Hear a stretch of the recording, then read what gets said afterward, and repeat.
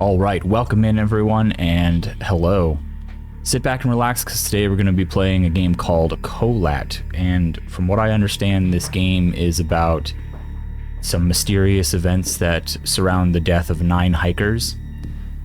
There's a lot of speculation as to what may have happened to them, and this game, I guess, explores that. So I hope you're going to enjoy watching. If you're not yet subscribed to the channel, and you don't mind doing so, please do. It greatly helps me out and is super awesome. But that all said, we're going to go ahead and jump in here in just a second and check out the game.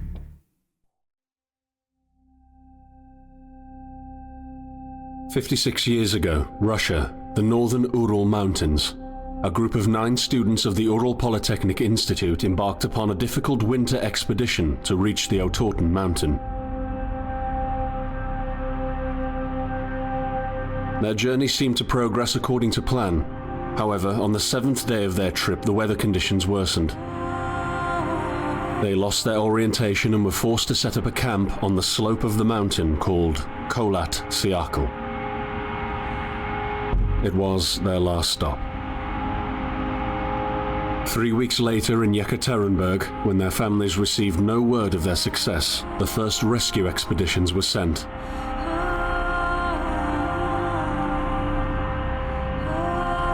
On February 25th, 1959, an abandoned encampment was found. The tent was torn down and covered with snow, with all the group's belongings left inside. Further examination revealed it was cut from inside out. The surrounding footprints indicated the crew had fled the tent. They were barefooted. This suggests a frantic escape, characteristic of people scared out of their wits. 2 sets of prints led to a forested area down the slope. The rescue team found an improvised fireplace and 2 bodies. They were lying in but their underwear, with cuts and scratches to their limbs, suggesting they had tried to climb the tree in panic. What could terrify them so much? The next 3 bodies were found scattered a few hundred meters from the first discovery. One of them had suffered a fractured skull, this despite no evidence of a struggle. It took the spring thaw 2 months later to enable the rescue team to find the rest of the victims. The last 4 skiers were found buried in a thick layer of ice and snow. Their autopsies led to even more bizarre findings. All of the bodies had severe internal injuries caused by an undetermined force, similar to that of a serious car accident. No external damage nor bruises were visible, besides a tongue ripped from one victim's mouth and a strange orange skin color. Much speculation arose from these puzzling events. Such theories included attack from the local tribesmen, from an avalanche, or animals. Each theory, however, only served to create more questions. The truth behind this tragic course of events remains unexplained to this day. What really happened? Maybe the answer still waits to be discovered, deep under the snow.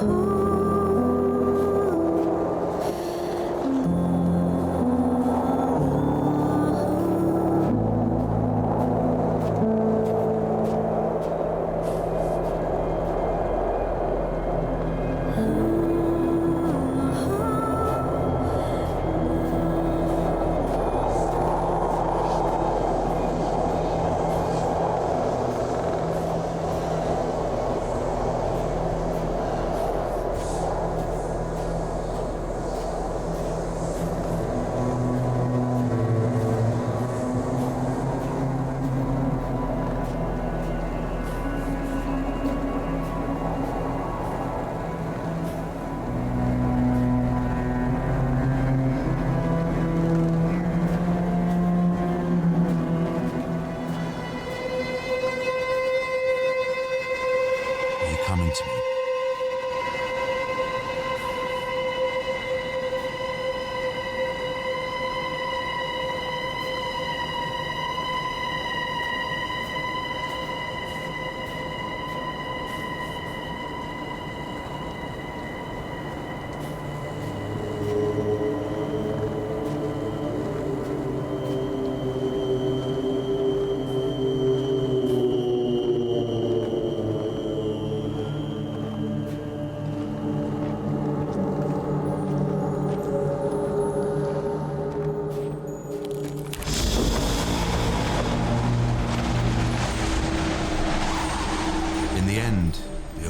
I saw was a flash, an insufferable burning light, the pain ripping apart my body. I felt it tearing out of my soul. After a while, I was nobody, nothing.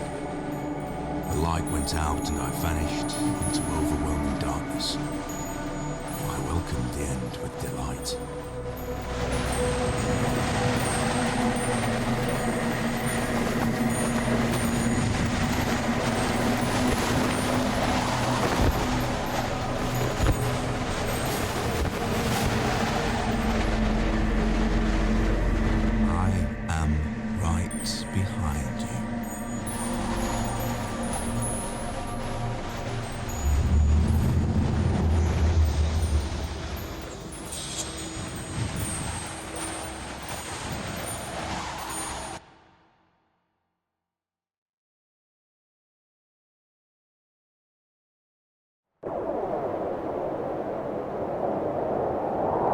Have you ever tried to hold on to your humanity when others convince you of being no more than a subject, an object, which they can bend to their will? When they told you that you were a monster that deserved punishment, and you could really not remember your sins? When they took away your loved ones, leaving you to rot in the dark? The problem is that in their darkness, you have never been alone.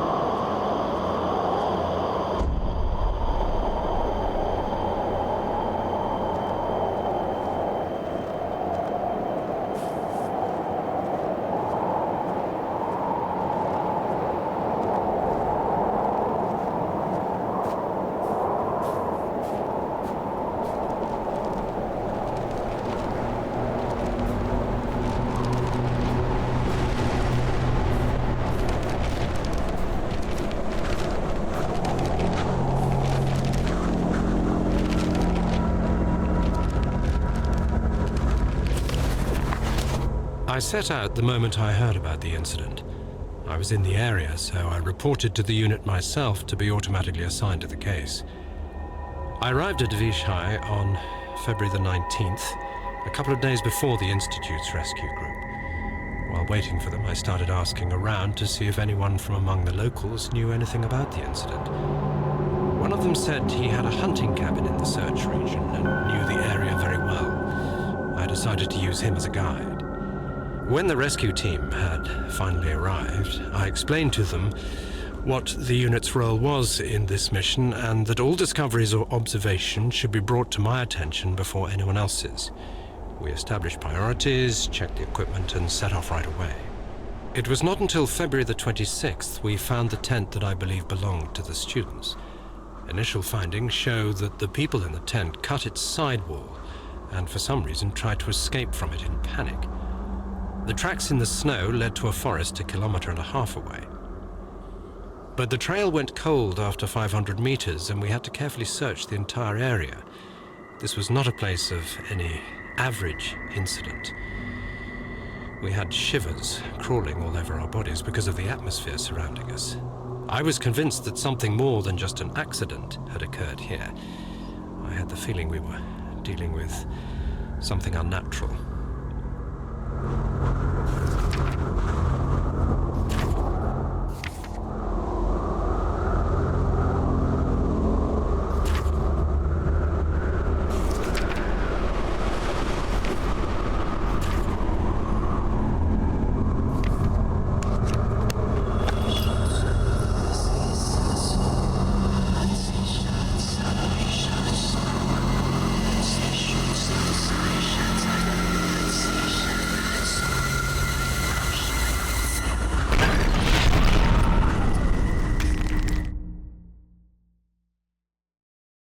Oh, I was supposed to do something there to not die? Okay.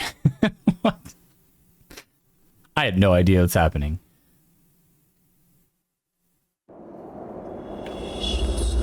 Alright.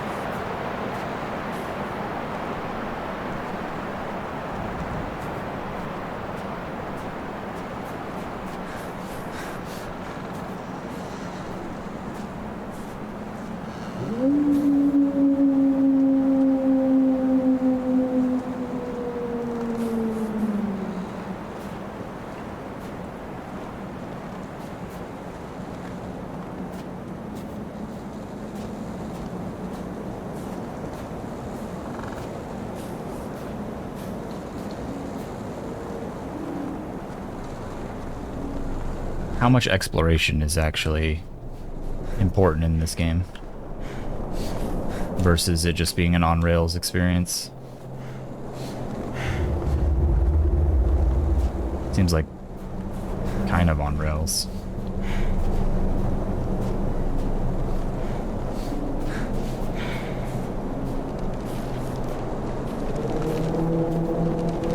It's a pretty full moon.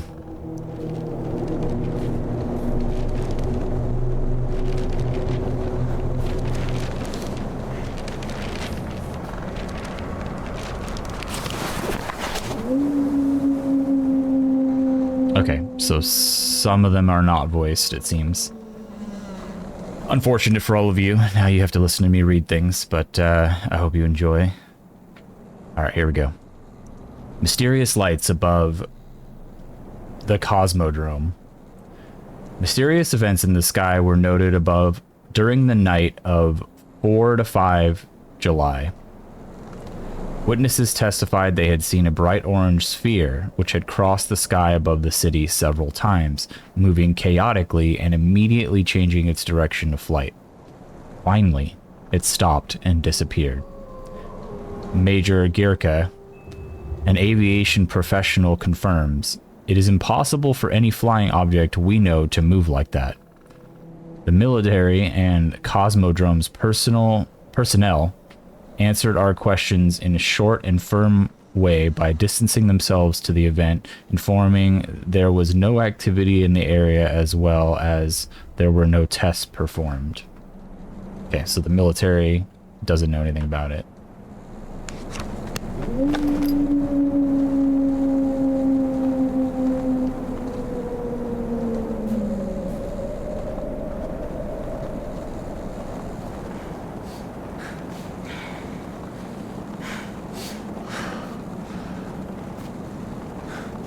My question is like, which direction am I supposed to head to? Because there were multiple running the ghostly light creatures. I mean, maybe I need to keep going this way.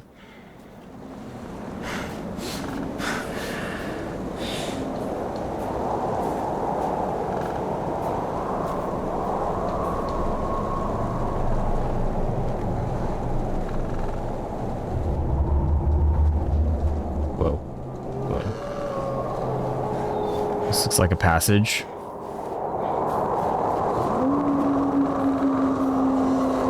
It is not. Alright. Dead end.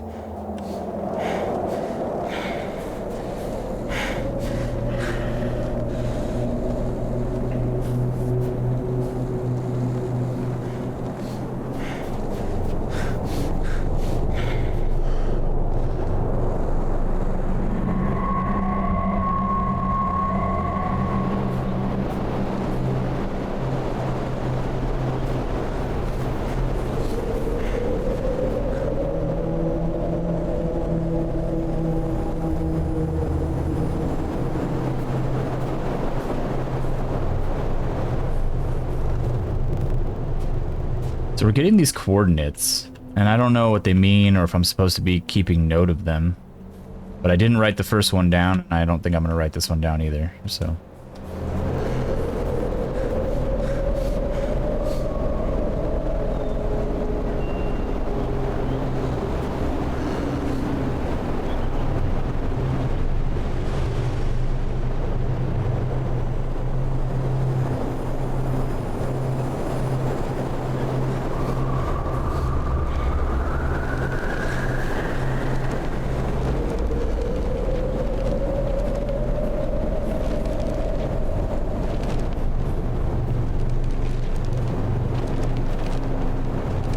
Getting real dark.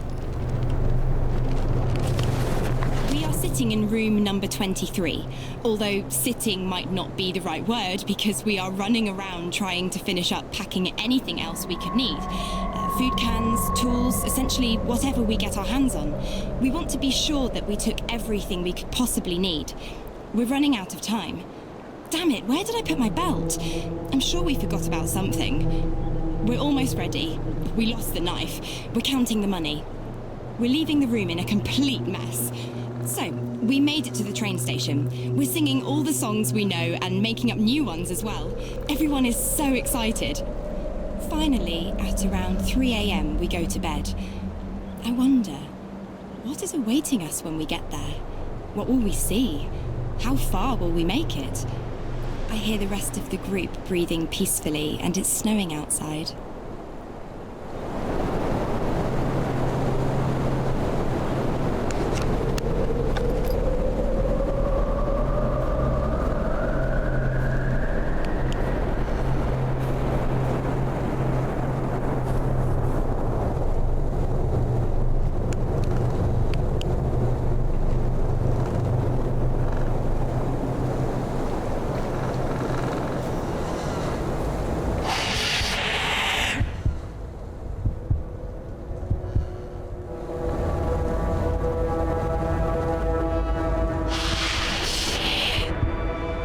What is happening?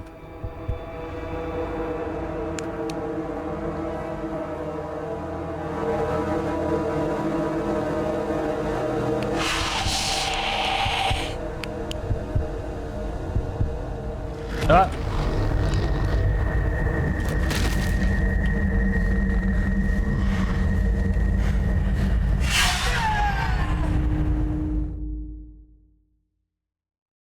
Sure. Okay, so I don't go close to that. Whatever that was.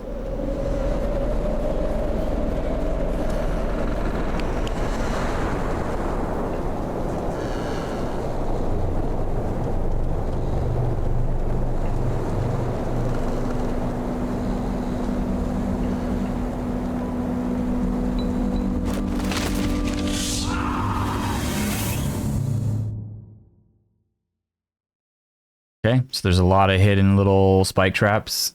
We don't want to step in those either.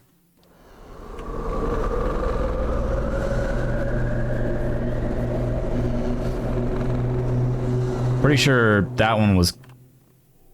Whoa. Pretty sure that one was covered.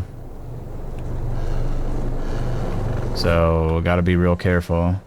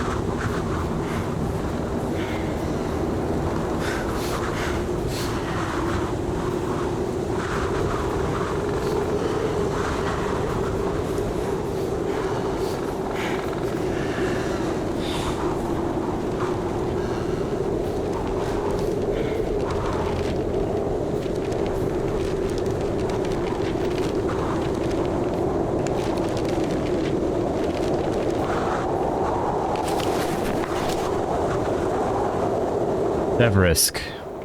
In a closed city in the Tomsk Oblast, Russia, located 15 kilometers northwest of Tomsk. On the right bank of the Tom River and in the hands of Rosatom, the Federal Atomic Energy Agency, founded in 1949. It was known as the... I'm not going to even attempt that. Town status was granted to it in 1956. It comprises several nuclear reactors and chemical plants for separation, enrichment, and reprocessing of uranium and plutonium. The headquarters of the Russian Research Unit for Natural Phenomena, until 1991 called the Soviet Research Unit. The unit's activities concern research on occurring natural disasters in Russia. Okay. I honestly have no idea what I'm supposed to be doing besides just wandering around and finding stuff. So... gonna go down or up? Let's go up. Let's check out what all this stuff is.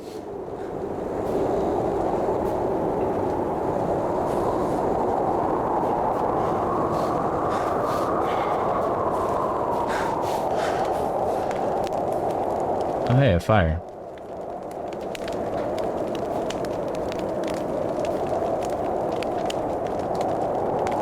Okay, so we got a map.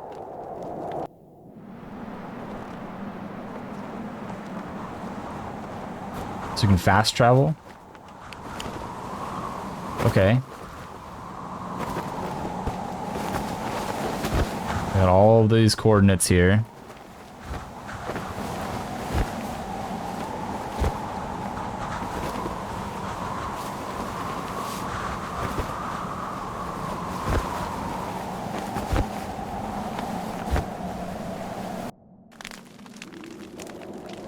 Okay, so yeah, you can fast travel. If we find a fireplace or a tent, we can fast travel to it, which is great to know, you know. So yeah, I guess the premise of this game is to just wander around and discover stuff, which is cool.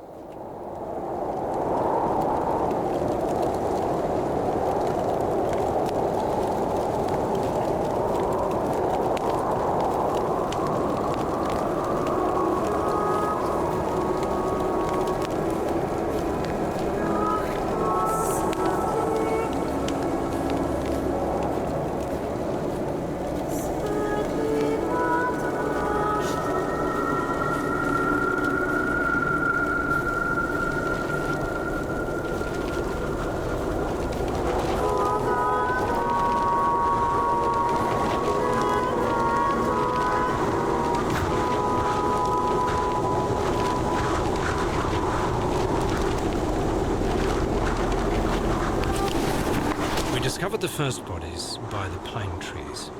A makeshift campfire suggested they tried to warm up. The bodies were only in underwear. I decided to thoroughly search the area between the tent and the tree line. I discovered the other bodies every few hundred meters apart. The position indicated the victims attempted to return to the tent as fast as they could. This could mean that the threat was gone and the group decided to go back to the tent, or just the opposite. Someone or something appeared from the forest and forced its victims to run. At this point, it is difficult to determine what exactly happened. I have collected small samples from all bodies for further research at the unit's laboratory. I discussed this situation with the rest of the rescue team, and afterwards they focused on the visual inspection of the tent and areas by the trees, and I entered the forest.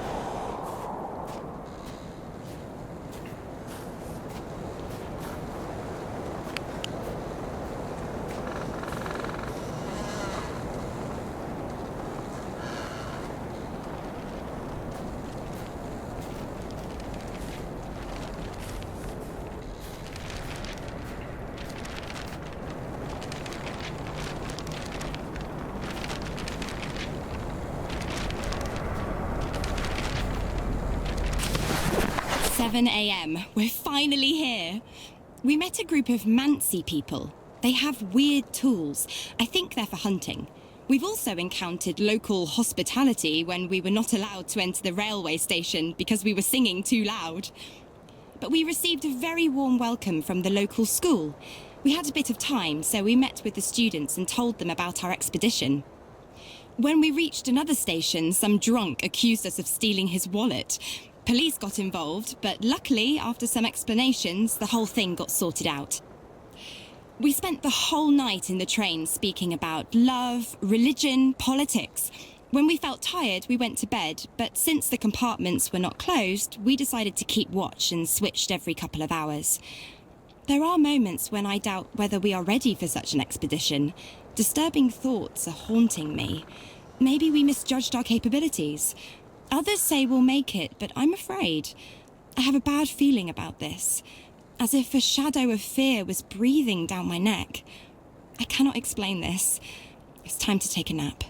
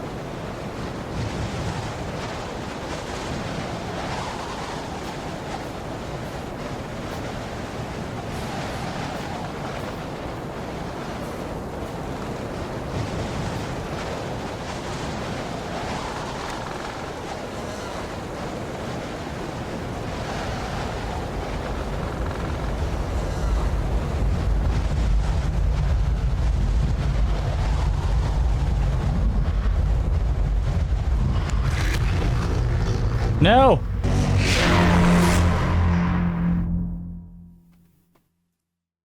Is there something in the journal that could, like, tell me what I'm supposed to do to not get killed by it?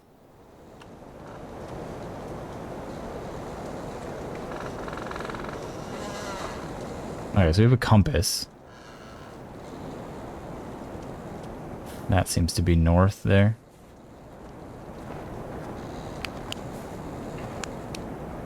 But where are we, specifically? Does it show us on the map?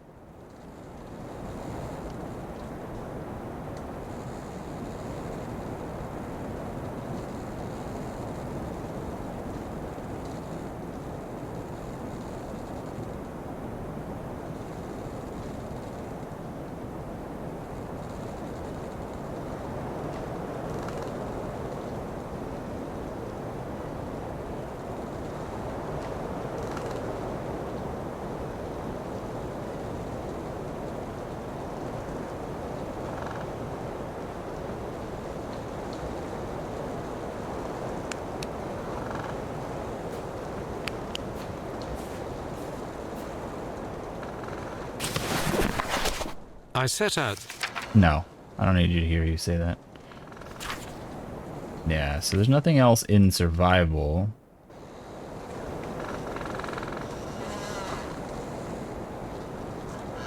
But nothing about the monster.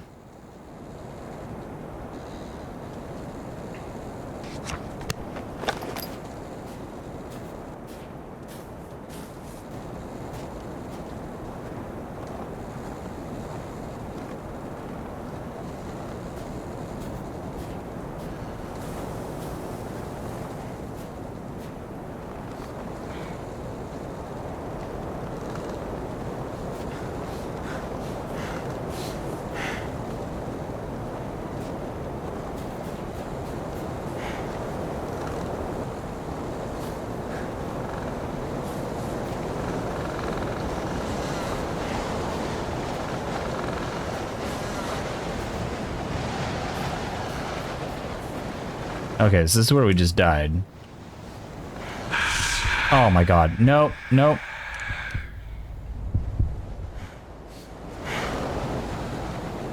Maybe the flashlight gives away your location? It's right there, wandering. I could see it.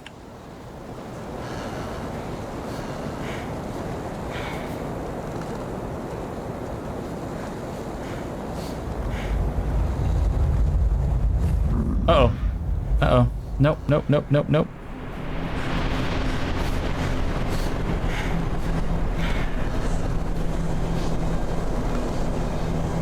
So there are multiple of them. Very clearly.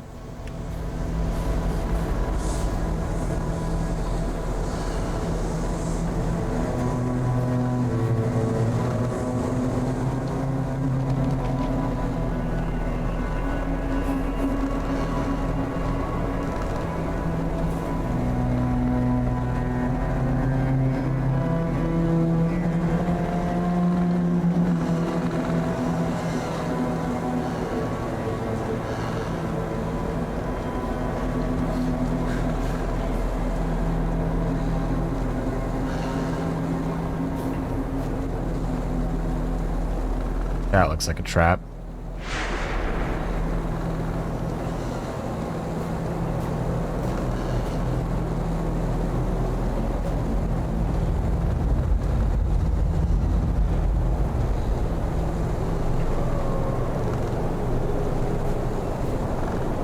I think I'm heading back. This is the monster that first killed me the first time I got here.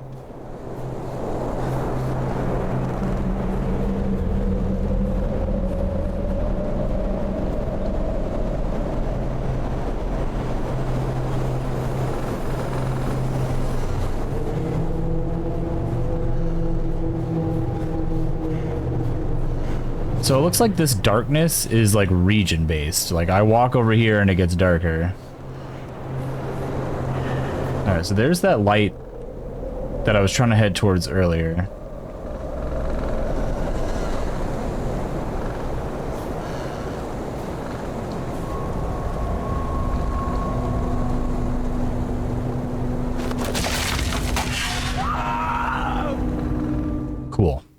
That's fun.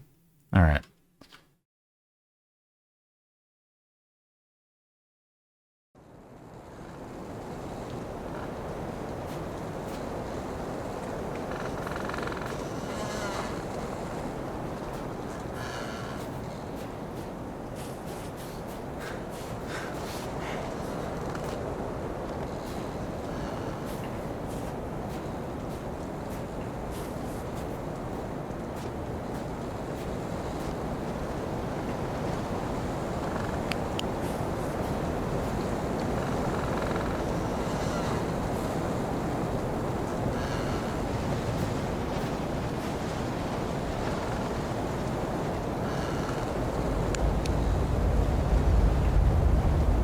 Where is it? There it is.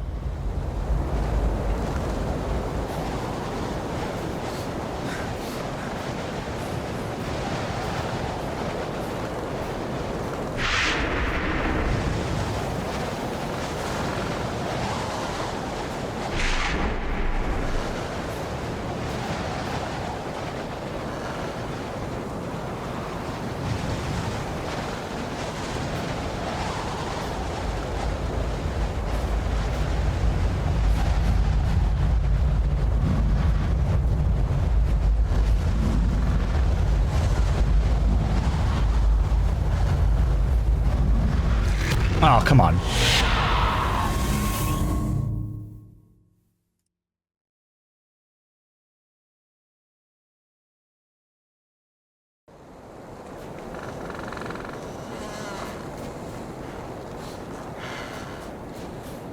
I gotta get through here. I gotta get back to that spot because there's clearly something to explore where that light is. It looks like a cabin of some kind. What I'm not digging is this whole, like, monsters everywhere type of deal.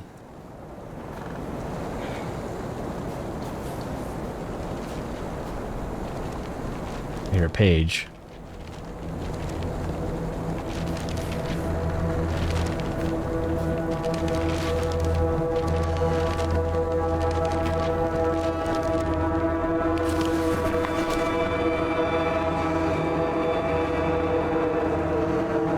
The Soviet Research Unit for Natural Phenomena regarding the occurrence of the anomaly 0H91.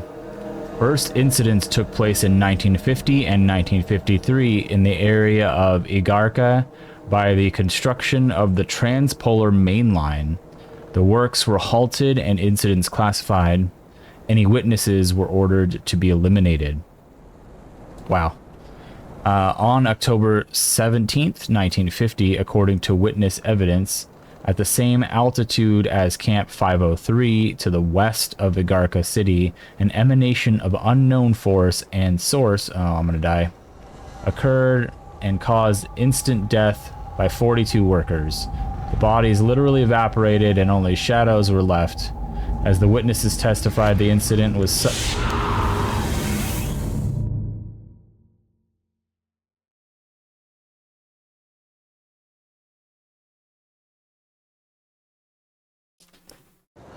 That's annoying. I'd like to read the lore that you put there, please.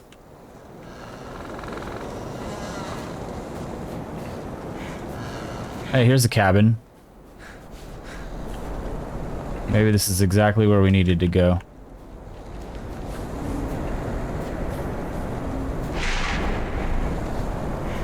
Can I get up here? Doesn't look like it. Oh god, please no. That sound is usually bad. Oh my god, I'm stuck in trees.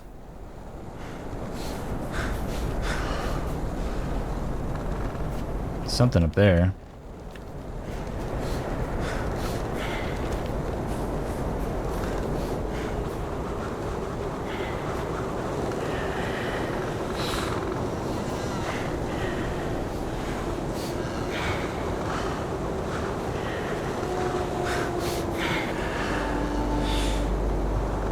Where's this cabin at? Did I not just go right near it?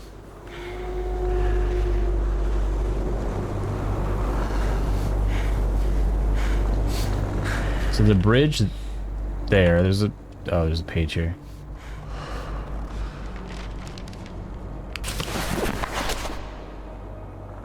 Oh my lord. Alright, it's a novel. Okay.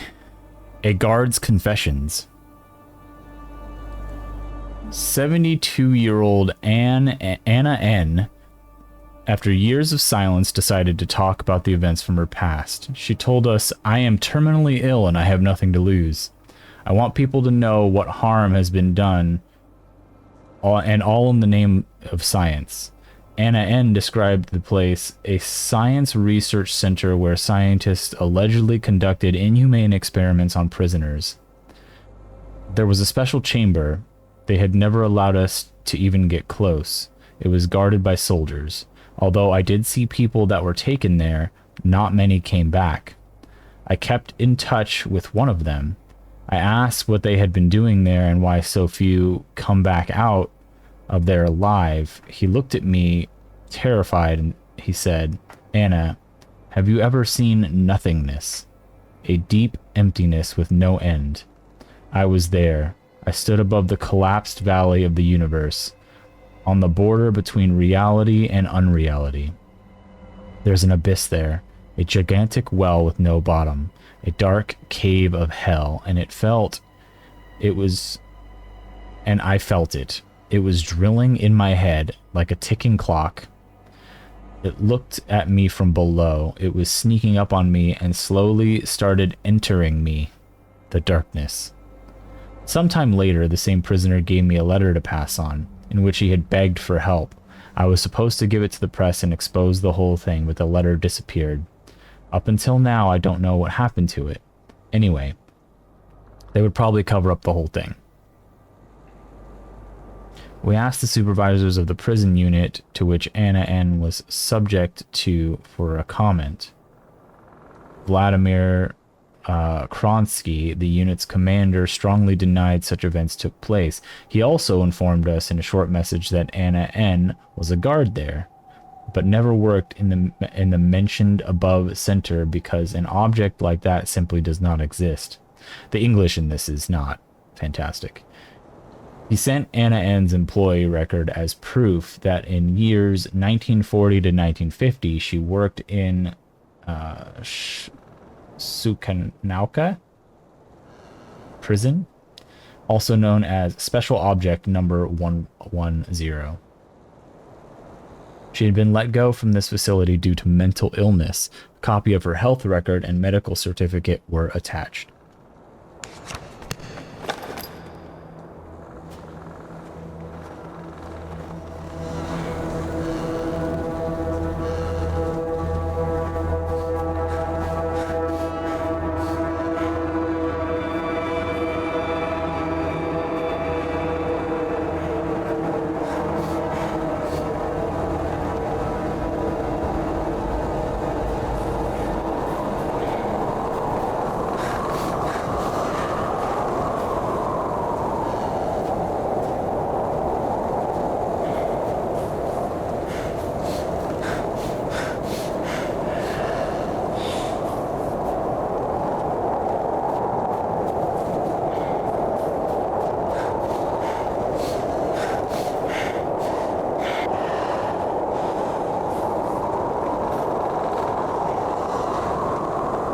So that's the way I went earlier.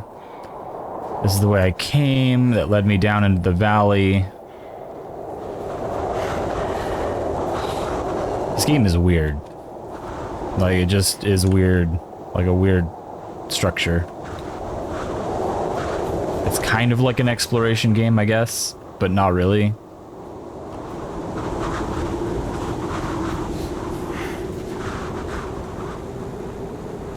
We're back to the Demon Valley.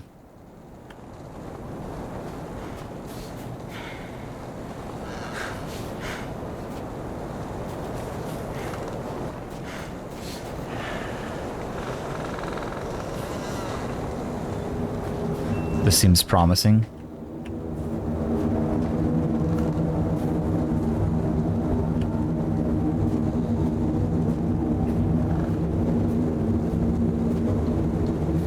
Maybe this way.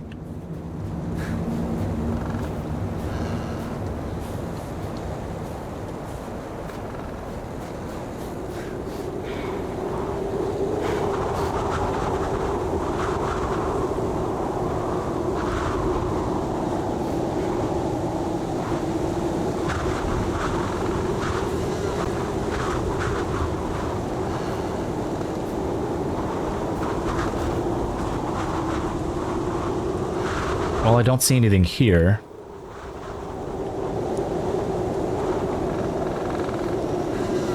I guess we have to go back. Am I stuck? I was stuck.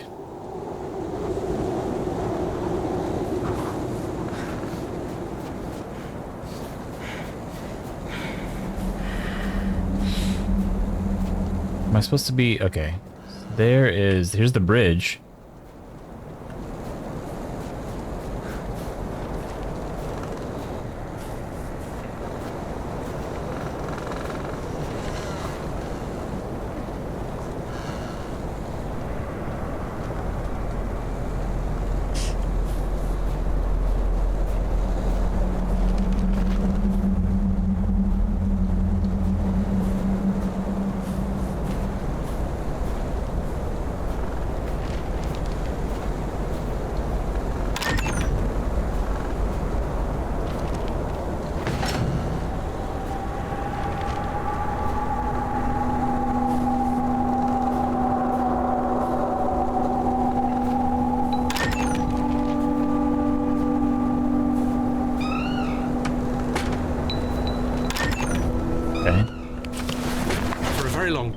I could not come across any trail.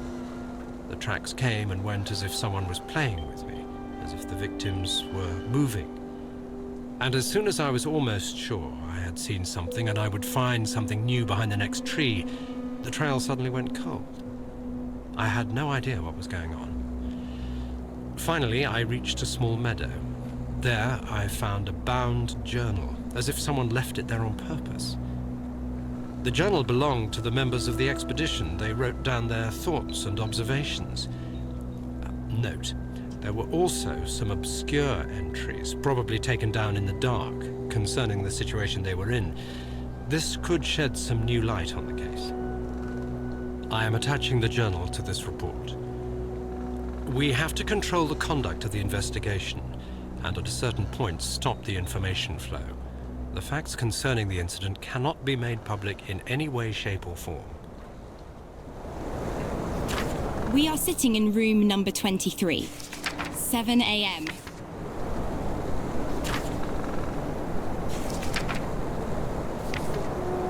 I was kind of hoping I'd be able to see that. You know, the entry that I found and then I died while reading it. I don't see it here. I set up. We discovered for a very long... Yeah, alright. I can see you.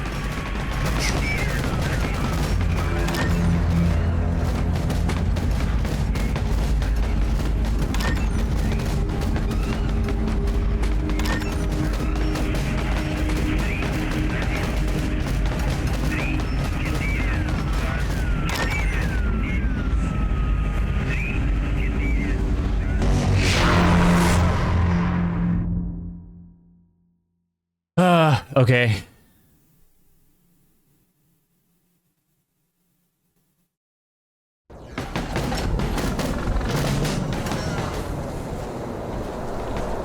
Wait, do I just hide?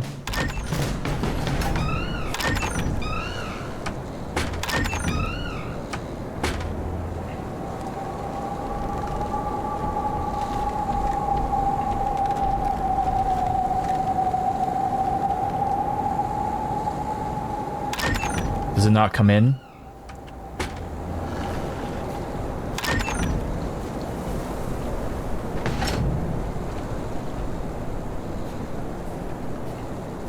Okay.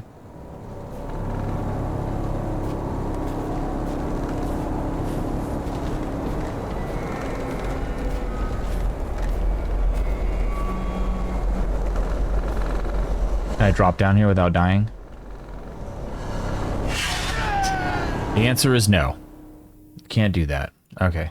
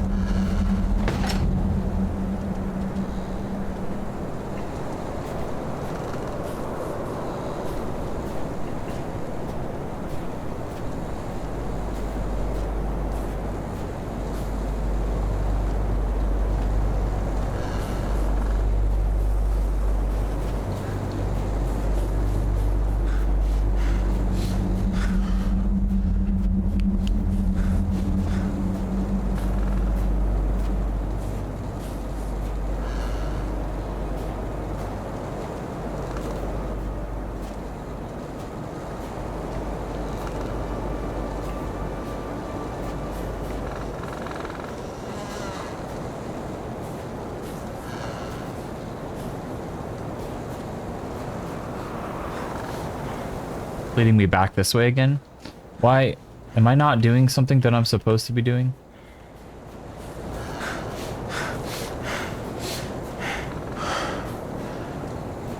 Like, did I not do what I needed to in the cabin?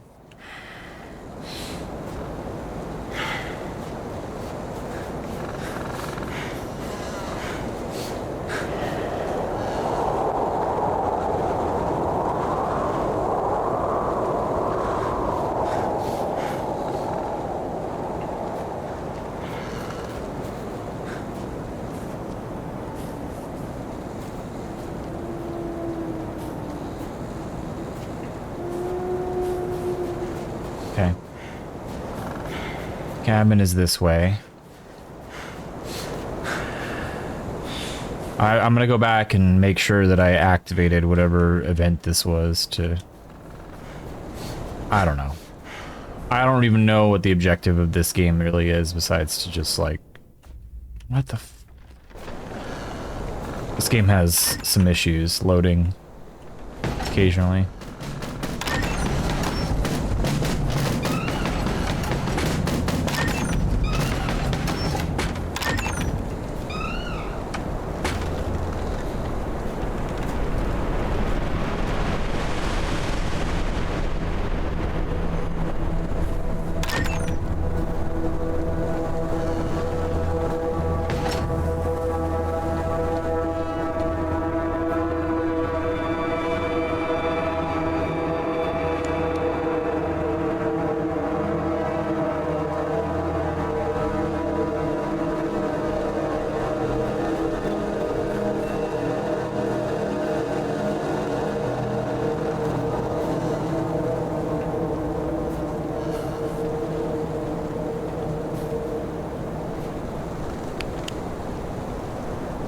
Okay, so we are there. We just got all this, right?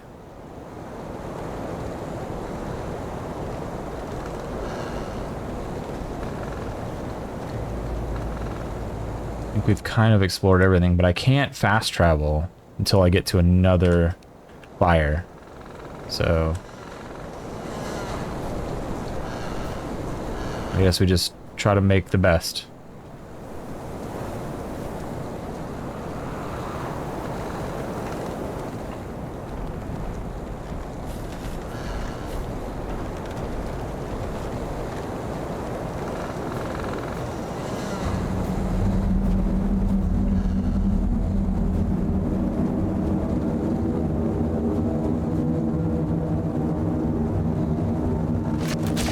God.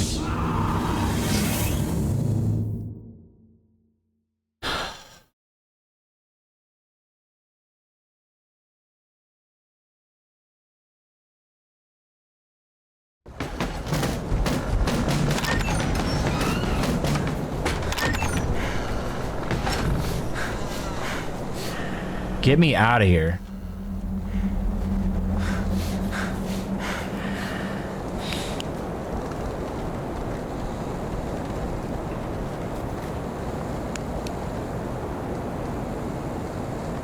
There's a monster here. I don't know where. It's probably gonna come get me.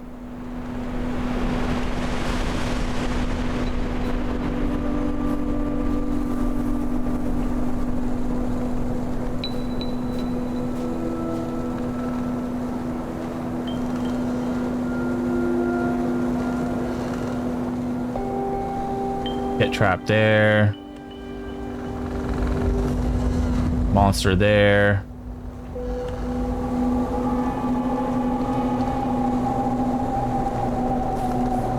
Get trapped there.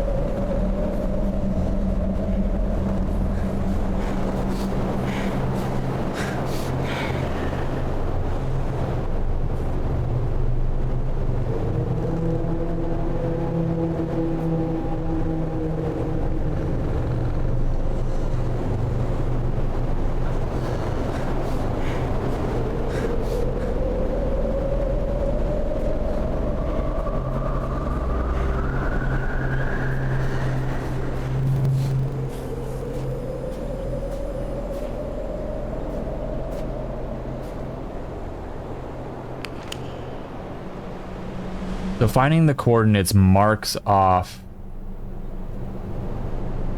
these? No. Which one is this one? 69 north, 71 east? No, so that's not... North, 71 east.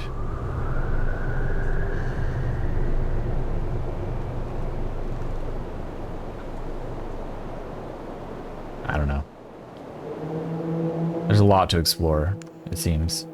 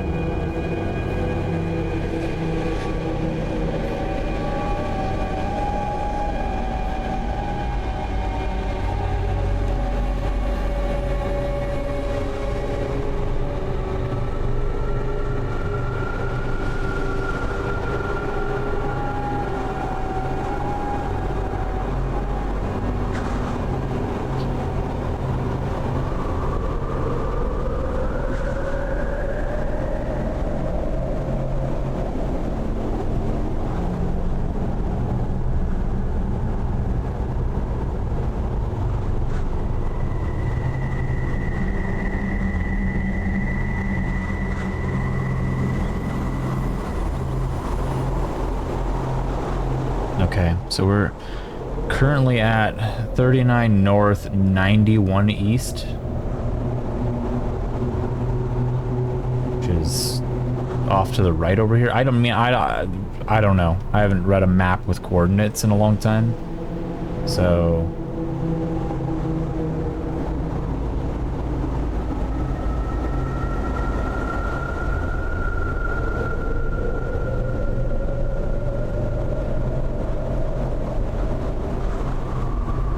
oh, this tells me. Okay. So yeah, so I'm over here. Right here. So we're exploring over here now, it seems. And it does seem like these things are getting crossed off as I explore. So I mean, I should explore over here, but it seems like maybe I should be targeting these things to do this. So 43 north and 95 east is here, which means I want to go south from where I am, right? 45 north, 43 north, 95 east, and I am at 3991.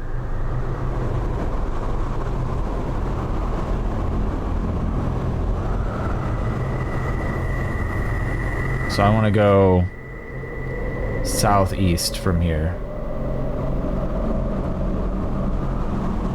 So south, if I'm heading that way, south is that way.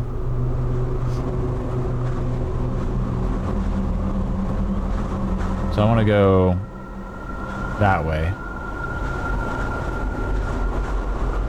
I think. I want to go back that way. Maybe up here? I do hear a page.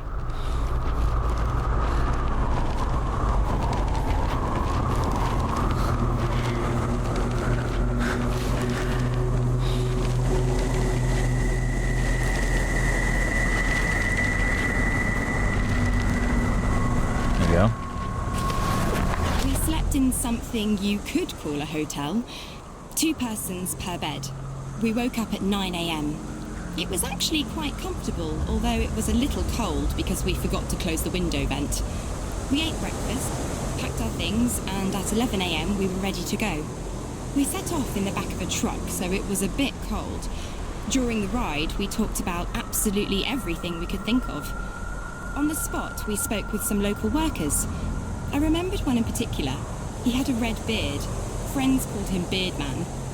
We cooked and ate dinner, and now we are resting. Half of the group is looking at some maps, the rest are sleeping. I started handling the equipment and writing. It is still a bit too cold.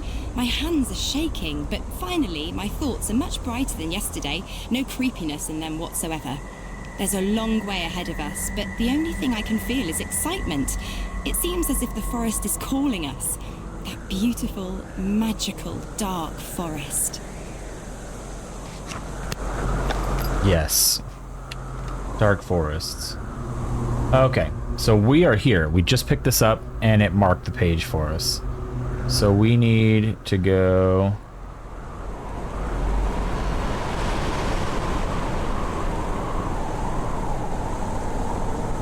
this way.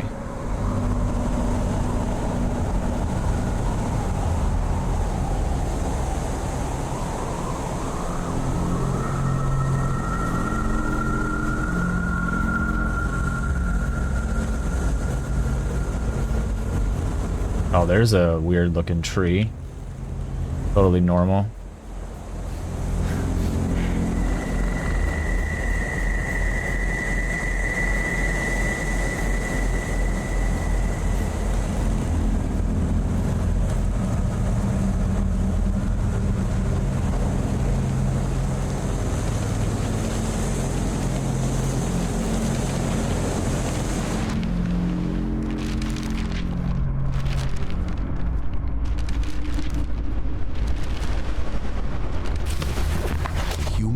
Mind is a curious toy, consumed by pain and madness. It resists, but defends itself from what can set it free. The path to understanding leads through contradiction. We deny one simple fact, the fact that humans are the real monsters. And as such, we should treat each other. Although I had been deluding myself otherwise for so many years, I have finally figured out my true nature. Remember that in the darkness, you are never alone. There is always someone who awaits your fall. I'm pretty sure that this person, this voice, is Sean Bean of Lord of the Rings and James Bond fame. Okay, so that marks the tree. And we now have crossed off 4395. So 4584 looks the next closest. 4584 looks like it's this patch of trees. So if I follow the path from behind the tree, that should take me there.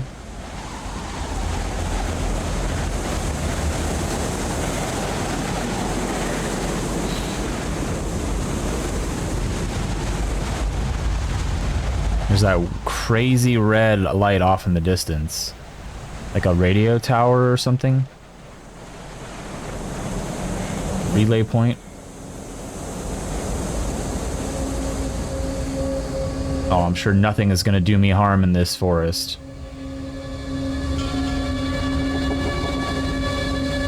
I'm stuck. No. Okay.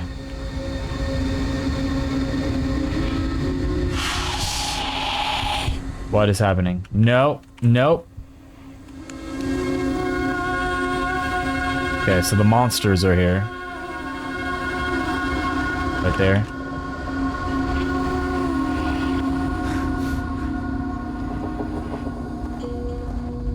Kind of beautiful. Creepy on fire ember forest.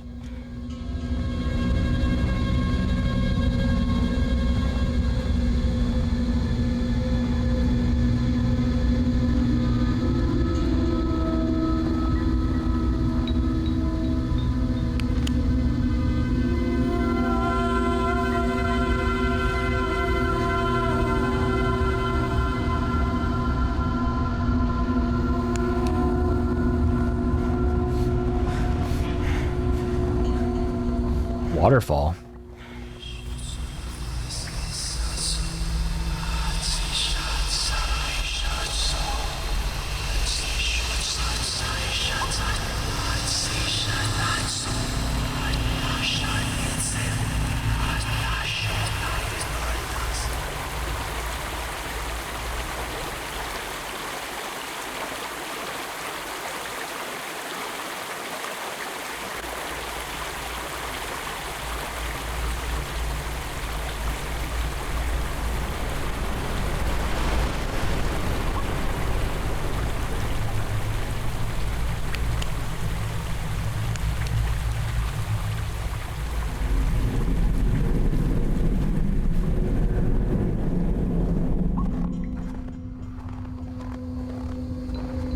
I don't think I want to walk through this forest. It seems dangerous. But I don't mind going around the outside.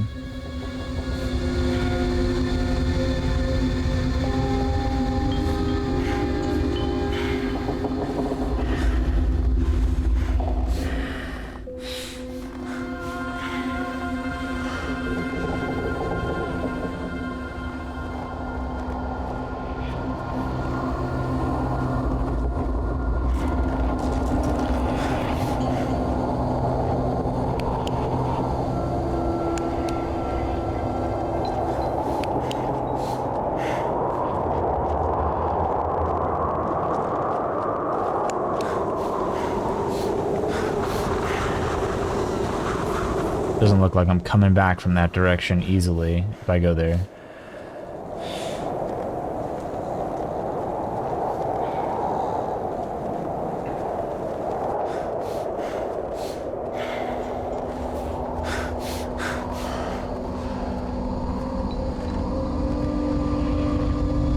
Uh-oh.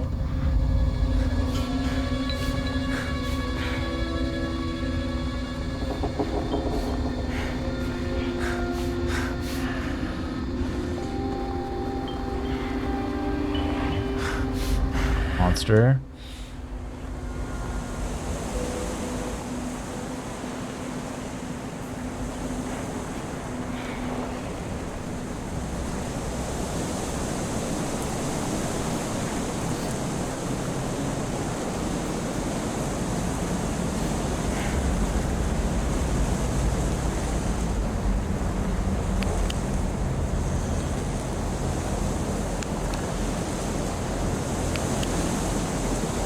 Okay, so we're here right now. So that is 3987. We need to go 45. What was it? 4584. That's like the heart of the forest, right? 4584, right there. So we need to go southwest from where we are. It's like that way.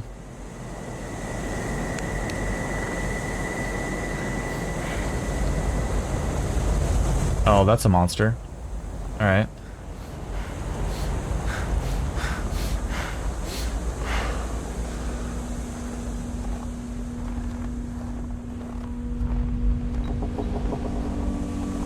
I think we gotta go through here. Nope. These things are crawling all over these woods.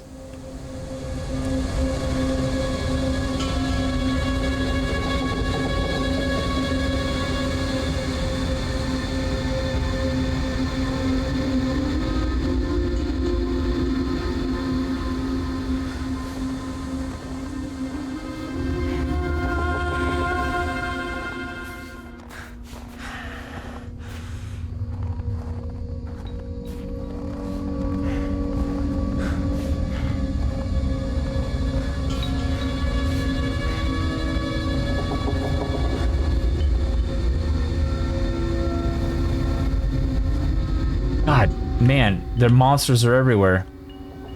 Okay, we're back at the waterfall cave.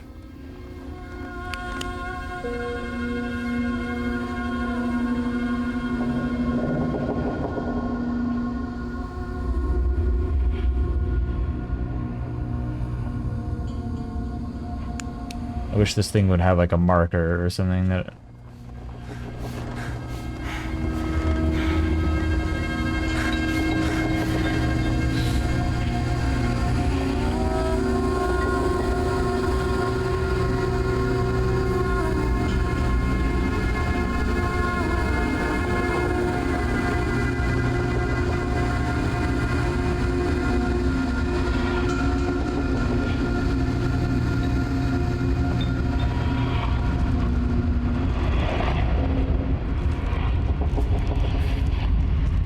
God. There's one there.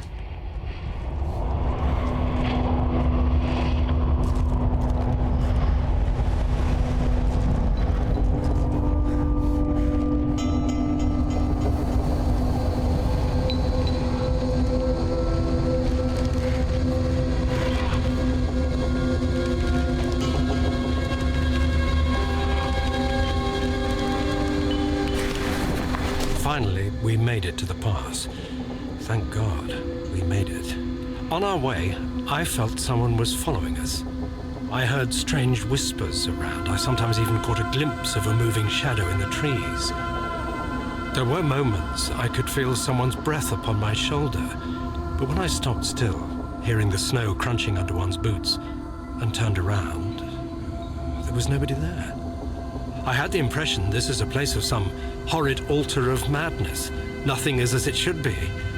Or it's some kind of a nightmare. And then we found the bodies. Something told me not to look, but it looked like something was sticking out. Or maybe there was just some voice in my head which kept repeating, "Go down there, go." I can hear it clearly even now. So I went down and found the remaining 4. The way they looked, What on earth could have happened to them? I'm not able to describe it in detail. Smashed skulls, twisted limbs, broken ribs, torn, cut, or burnt skin. Never ever have I seen anything like this. A gruesome image of madness or some sick experiment. As if someone or something played with them and abandoned the destroyed toys in the forest. I felt madness was slowly but firmly overcoming my soul.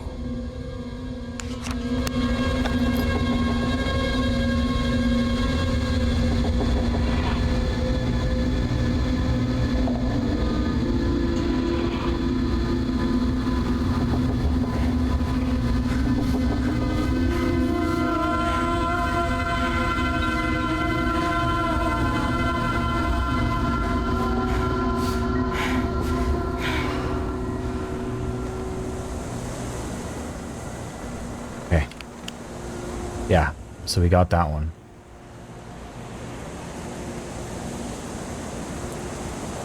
So the next closest one, I think, is what, 6247? So 62, oh man. 47 is all the way this way though. Over there. I don't think that's true, actually. So what? 7 degrees 52, 7 degrees north, 52 east.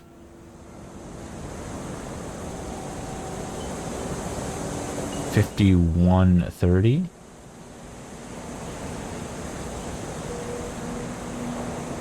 $51 and then 30. So we gotta make a significant trek. We could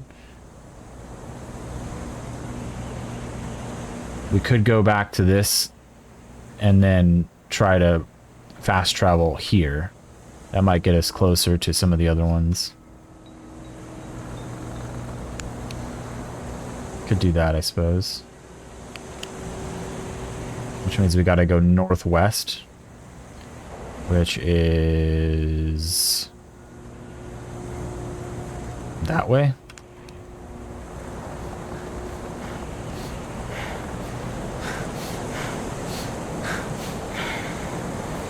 We're literally like super close to it. All right. Okay. So now we are here and we want to go to 7 degrees 52 east. That's all the way up here. We want to go that way. How do we do that? We have to go... It looks like we have to go to the northeast. That way. And then head through all those trails. I guess we could go do that.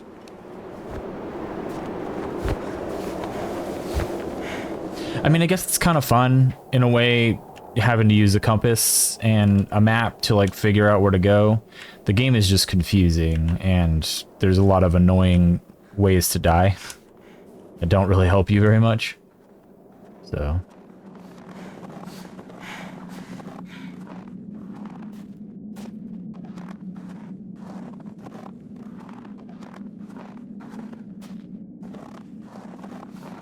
I gotta find a path through here. I think I gotta go this.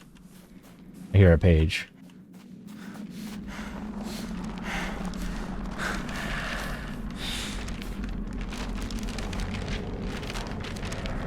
I do like that there's audio cues for something you need to go collect.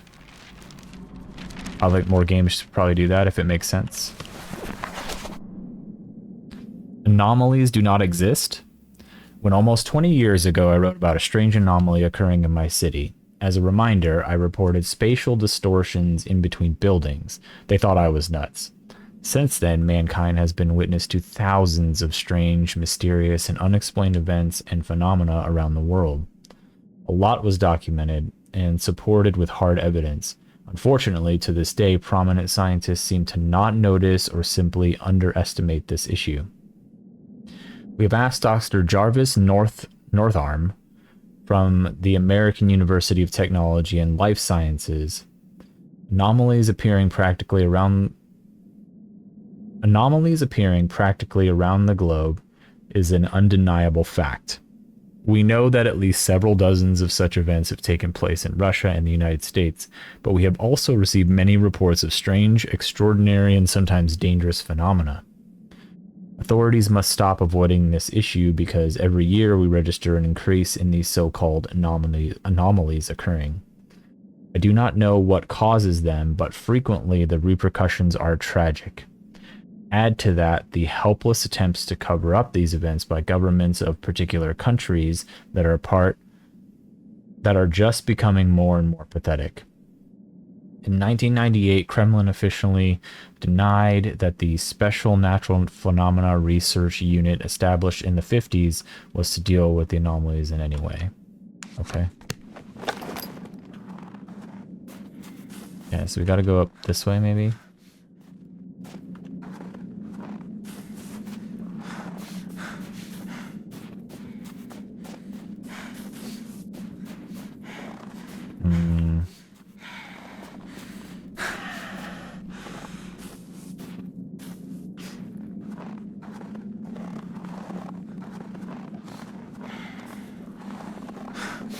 I'm not really getting the sense that I can go through over here. Is there like a gap in these mountains?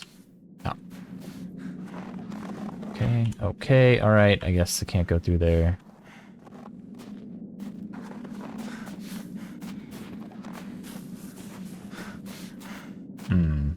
Okay. And you got whatever that is going on. Gold. Lava. It's hard to tell.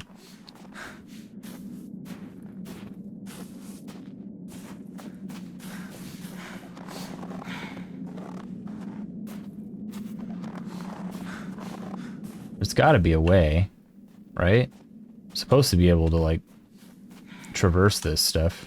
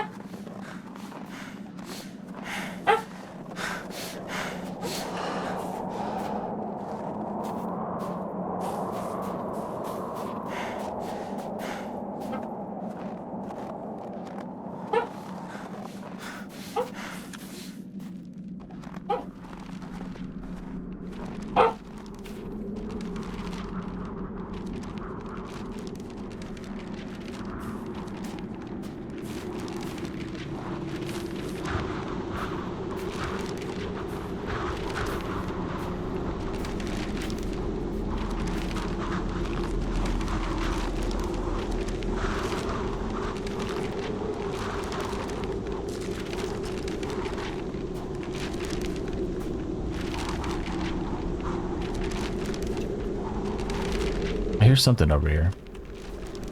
Sounds like a page, but maybe it's up there.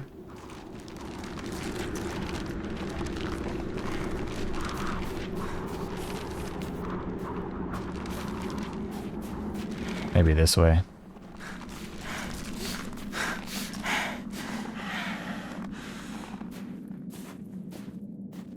The limited stamina, too, is also unnecessary. Like, come on.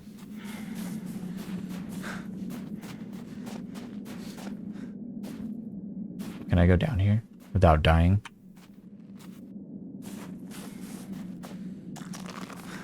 I want to get that page, whatever it is. Is it not?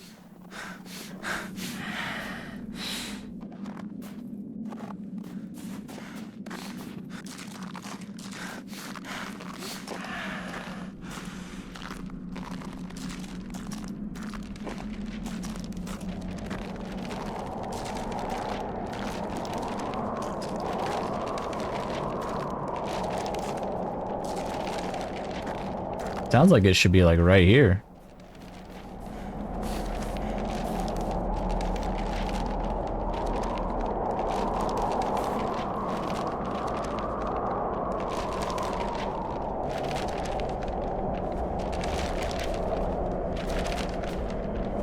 Oh, there's a passage here. Okay, maybe. Definitely sounds like it's up there.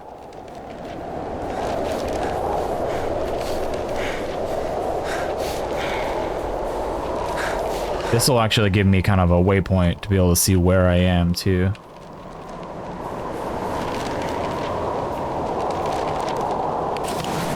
The weather is pretty good. We have the wind at our back. We arranged with the locals that they will give us a ride to the location of the second camp. We helped them unload the carts and waited for the horses. At approximately 4 p.m, we set off to continue our journey. We managed to replenish food supplies so we could eat something on our way there. The horses are moving slowly. It's making me sleepy. It's getting dark. The second camp was an abandoned village. We found a house to stay at overnight. In total darkness, we started setting up a fireplace. Everyone cut themselves on nails sticking out of the boards. Apart from that, everything was okay. Then, it all started.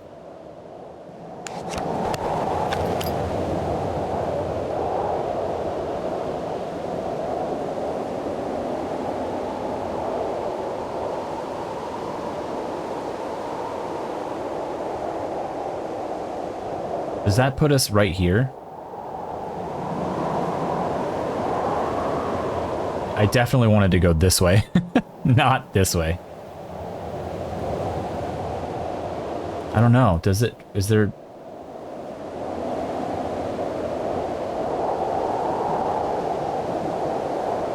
Yeah, I mean, it's got to be like right there.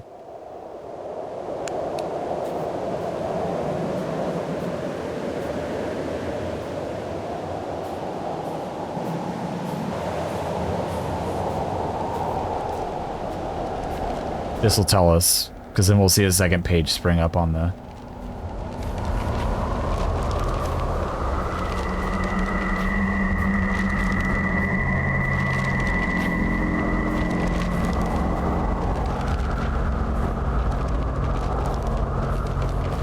I can't jump, so that's a non-starter right there. How do I get over there?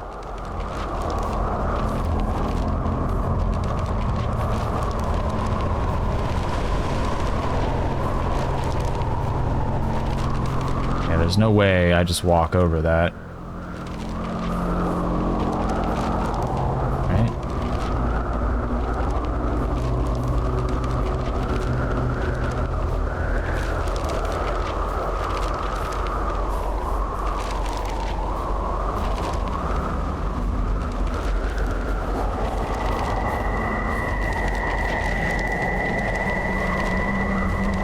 Right? Oh, it worked. Dr. Grigor Atanowitz's testimony on anomaly 0H91. We have never seen such a thing. The activity was off the scale energy readings. It was just beyond any reason. I remember Dr. Pietnik. He said that he heard singing. He saw angels appearing from the light. It was clear to us that it was dangerous to stay too close to the anomaly for too long, but we had to conduct more tests.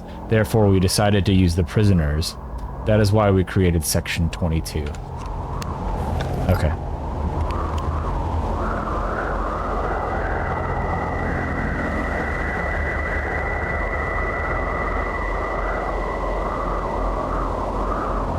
Okay, so now that puts us here. These 2 pages are where we are now. We got real far off the beaten path.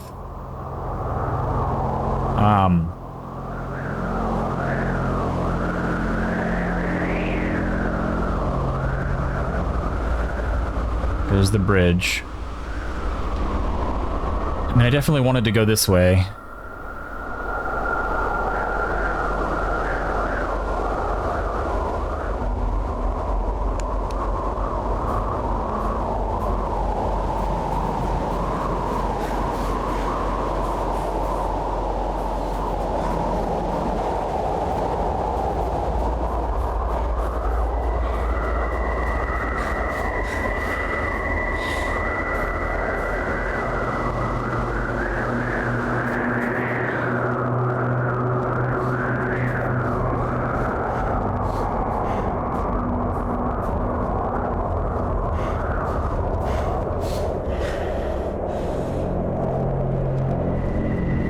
don't want to go that way because it doesn't look like I can get back up.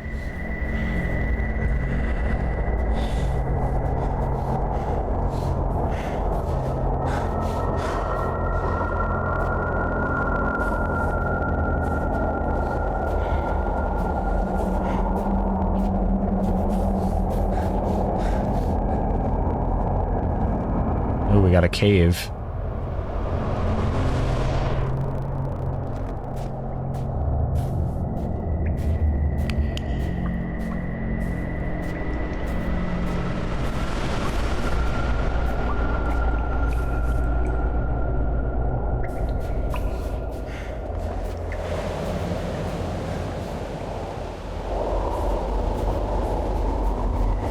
Chosen you. You are remarkable, just like me. But you are losing your mind, my friend. You're slipping slowly into the abyss, and there is no one to give you a hand. And at the bottom, I am the only one waiting for you.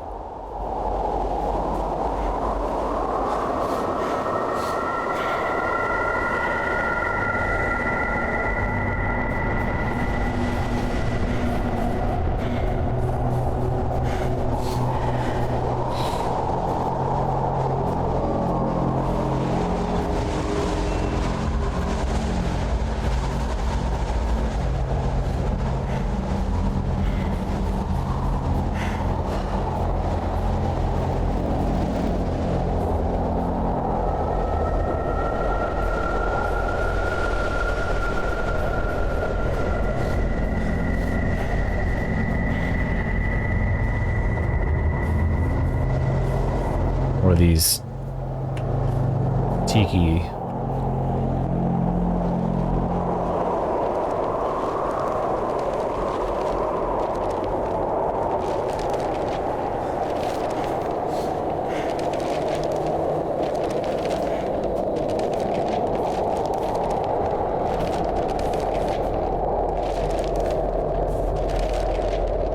Okay, before I do that, we're somewhere in this area here, right?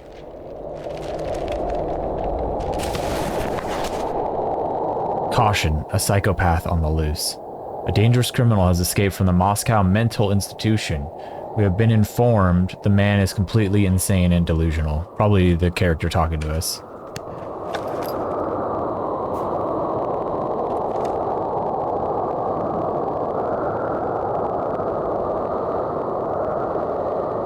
So I think that we're here now. We made covered a lot of ground. We're at 4632. I mean, 5130 is right there. We could find our way that way. Seems easier said than done, though.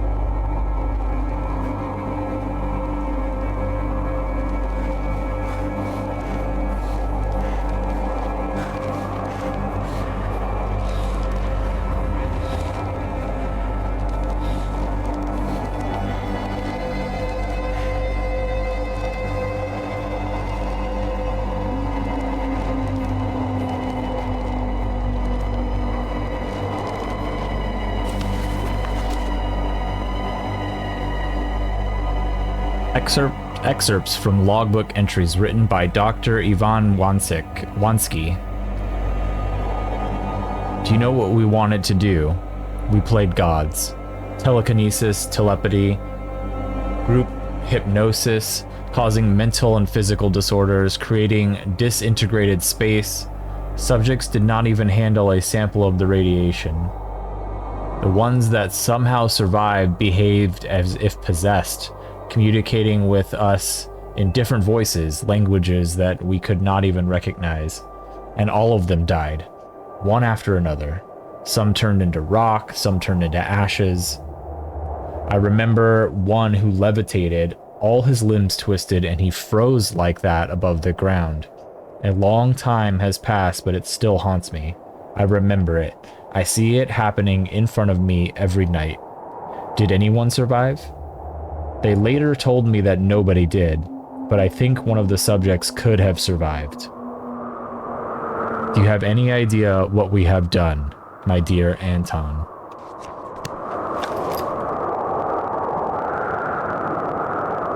Alright, so we're here now. The loop goes around.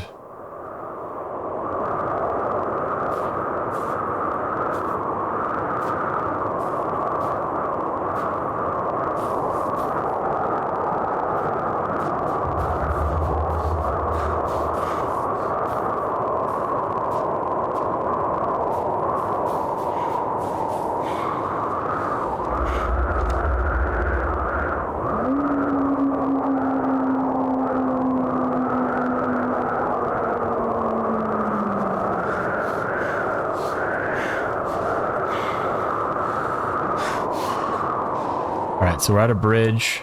You have to go faster. I don't have a lot of time left. You have to hurry. Find the way. Find me, or I'll unleash hell upon you. Rude.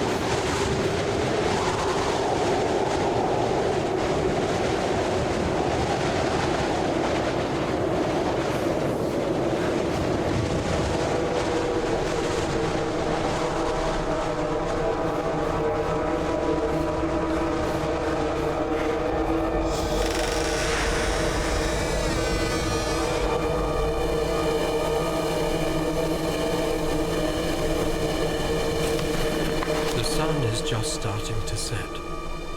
I see it like I am there myself, as if I'm standing there in the middle of the forest. I'm not sure what is going on with reality. I'm writing with my own blood on a tree. My own name. Anton. No, not mine. His. The sun is just starting to set. Orange mist. Orange mist all around. I see their bodies coming out of the woods. I hear a scream. A horrific scream of terror. Is that my voice? I think it is. Where's Anton? Where did he come from? How did he get in? The sun is just starting to set. He's in me. He's in my head. He's coming in through my eyes. The eyes are windows to the soul. He has no soul. Where is Anton? I am dropping in a bottomless abyss, falling into the pass. Dead and rotting hands are catching me on my way down. I can feel them whisper into my ear. Now, you are ours. You will never leave us. I'm calling him. I'm calling Anton. Where is Anton? I don't know. I see nothing. My eyes are overflowing with blood. I have to escape. I have to run away. I have to start running. The sun is just starting to set. Wow, that's very intense. So is Anton the guy that like is talking to us, or is he somebody else? Or is Anton the guy talking to us that escaped a mental patient, or the one that survived?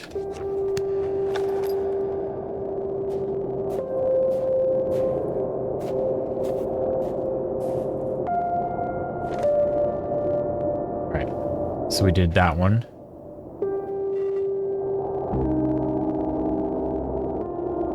$62.47 is there. So we need to head southeast.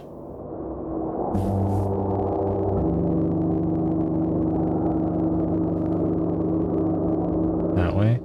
I think it's southeast.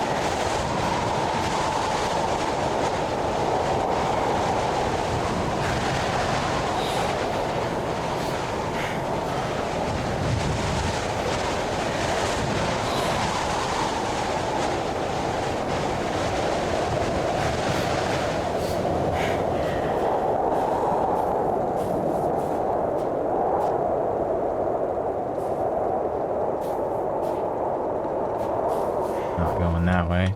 Uh-oh. Alright.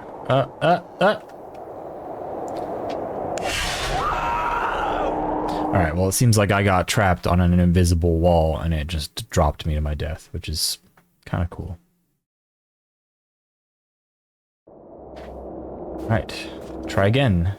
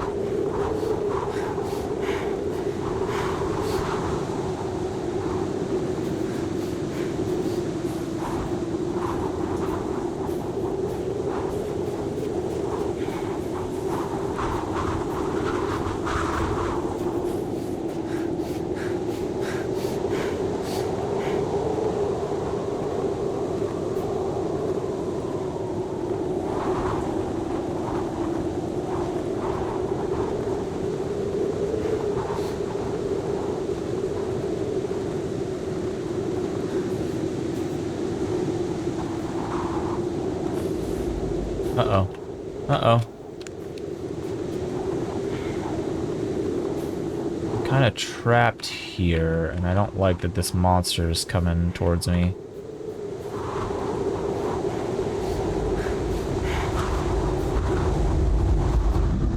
Nope.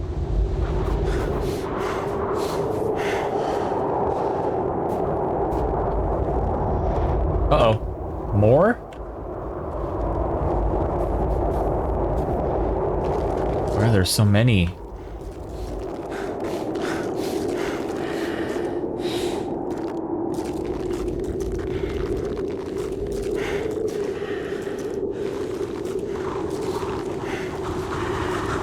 Okay, I thought this was going to be significant in some way, but it doesn't look like it.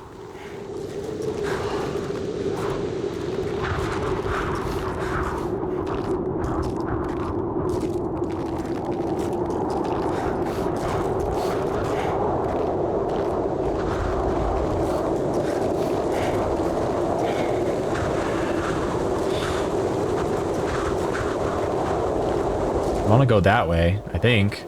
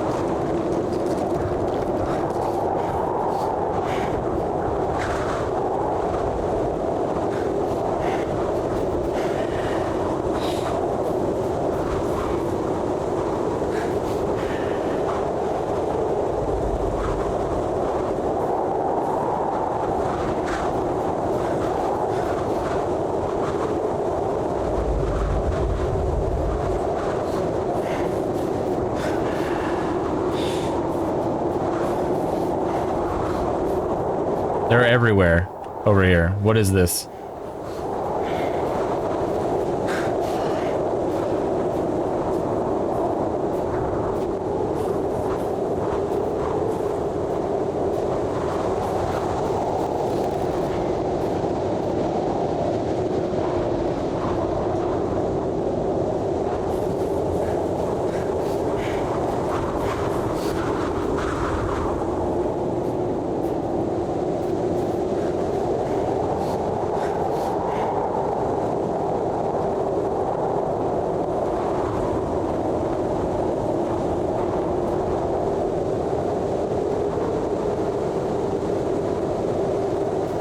Oh, these guys suck.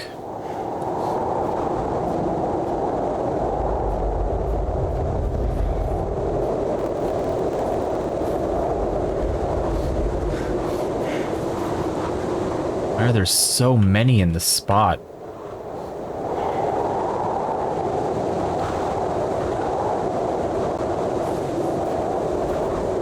Really need like some kind of like waypoint to tell me where I am.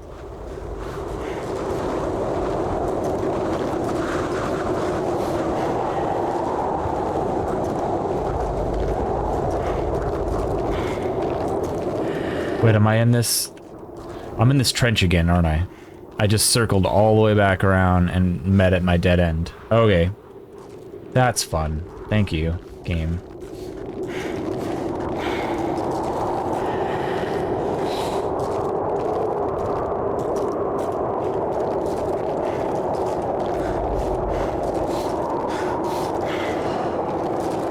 There's no... Okay. Where the hell am I?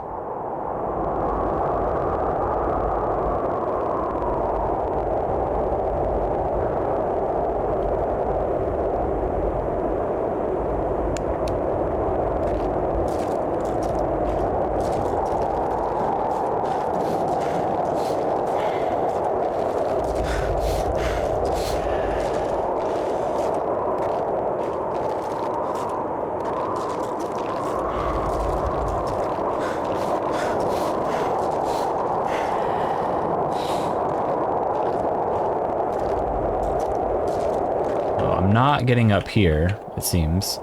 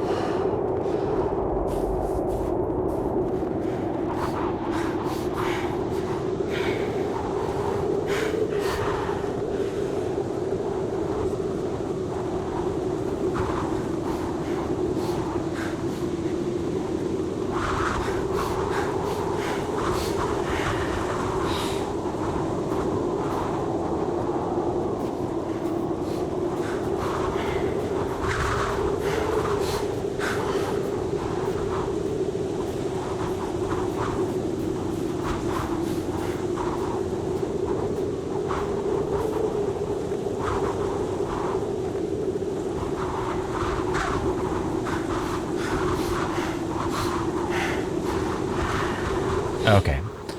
We're at a landmark. I think we're at a bridge here. Right? So I think we are here.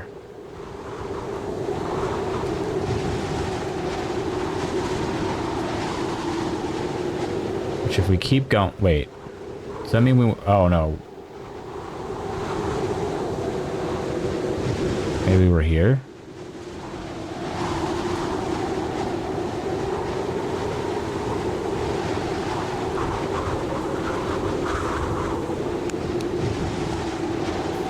Definitely lost.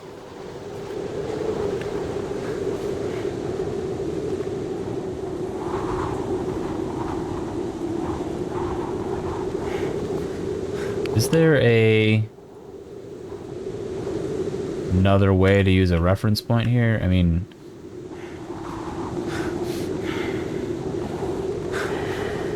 I don't know. Maybe I'll just keep wandering until I find another landmark. It gets me closer. There's the church.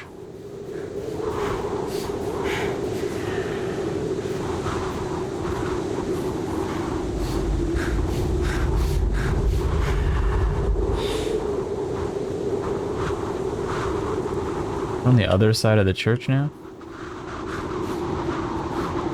I need to go through here.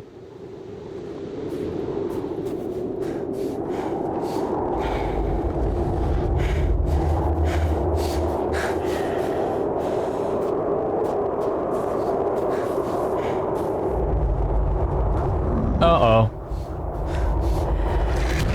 God, no.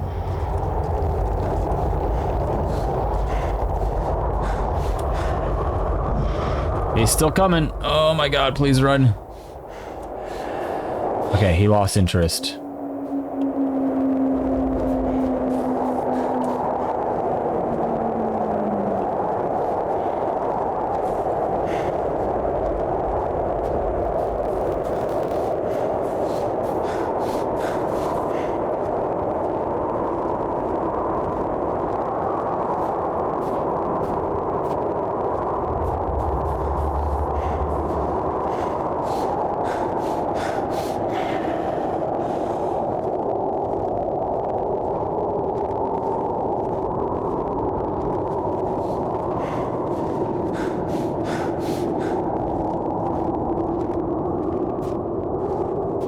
What is this?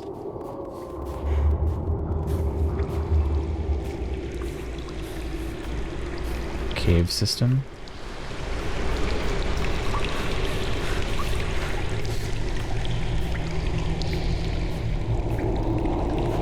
Okay, so that doesn't open, but we do have coordinates. So we're at 6132.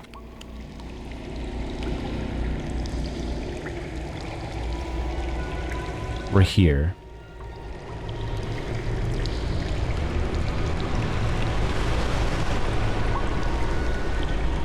Okay.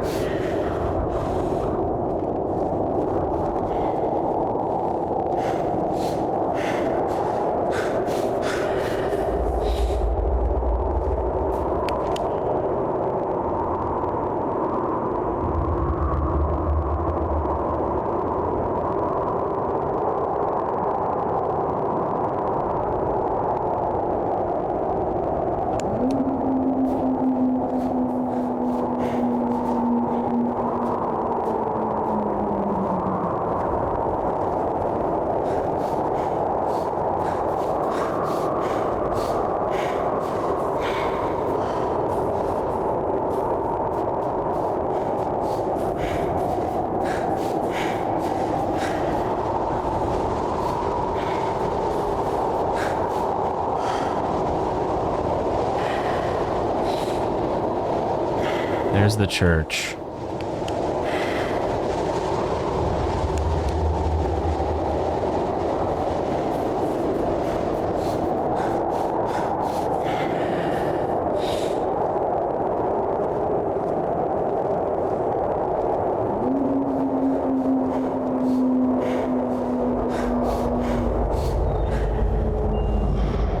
Nope.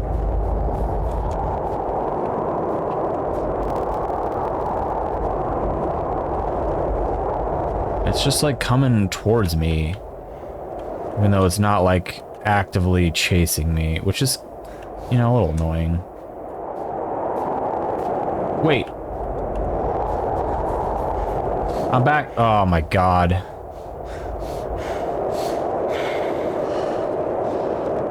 This is that valley where I can't get through. Son of a bitch.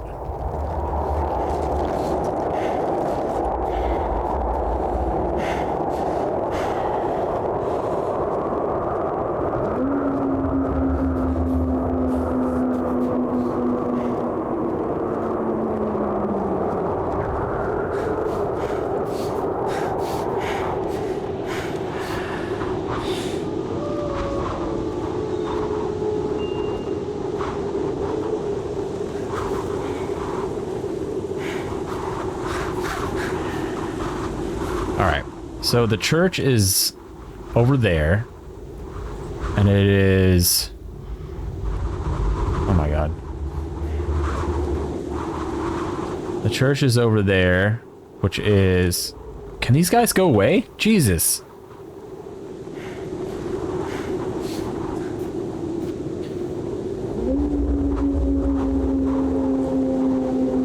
Church is over there.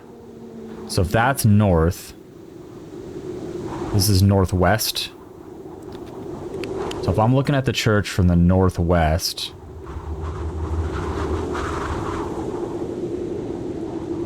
Northwest is over there. So I'm over here somewhere. Are they right here?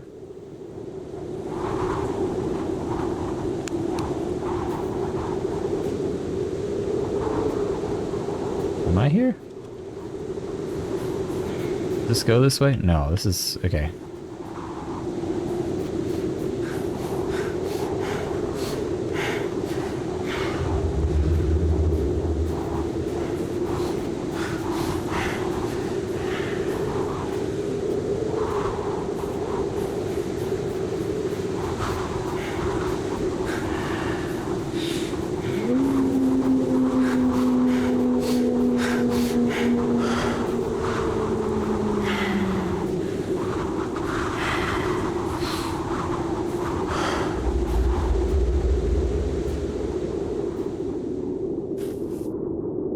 What does this do? This is not any significance?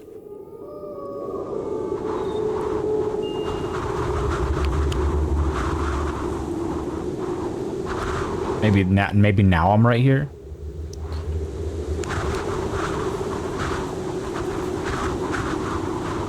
The church is that way. It's still northwest.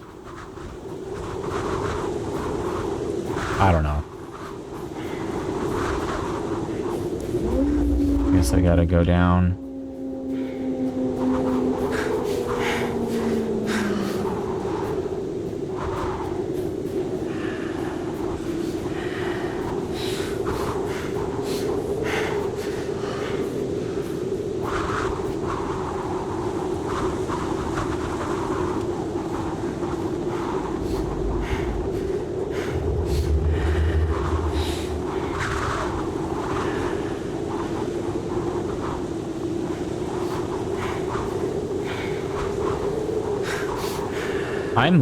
I'm actually losing my mind.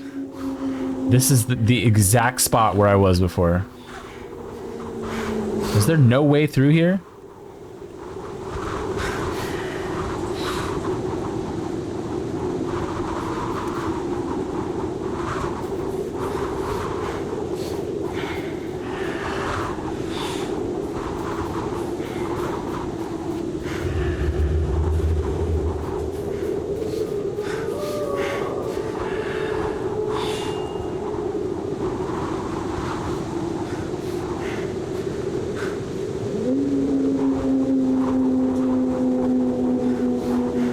Oh my god, please. Fine.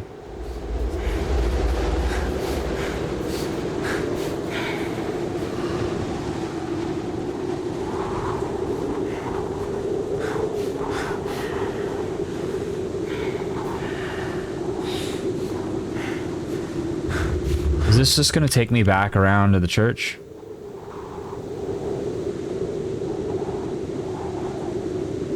I mean, I have to be here, right? It's gotta be. So if I go... I can't be back here. There's no way. So it's gotta be here or here.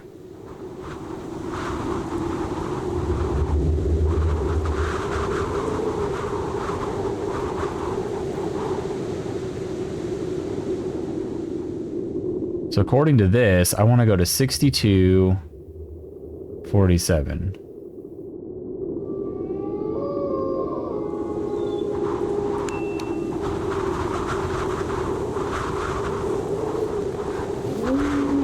I'm just going to go this way. I'm going to see...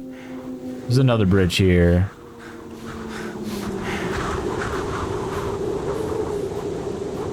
But I feel like this is the way I came from the church.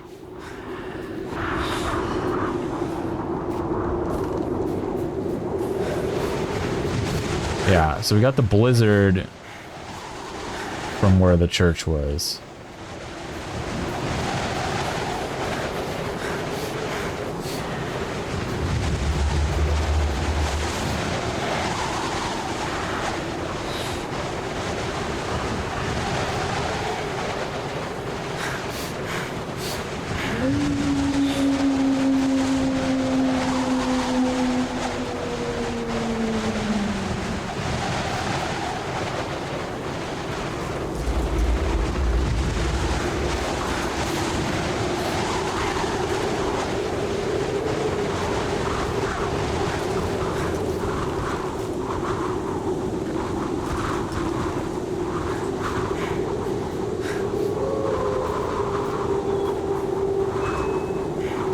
Yeah, there's the church again.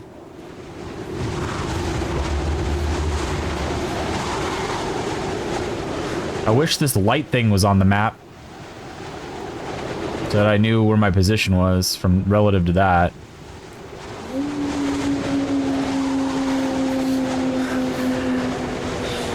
Yep.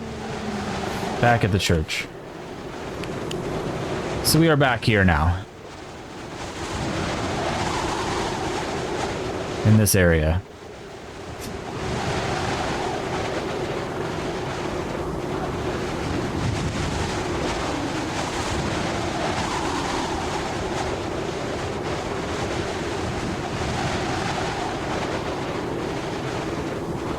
So, I mean, I gotta go this way.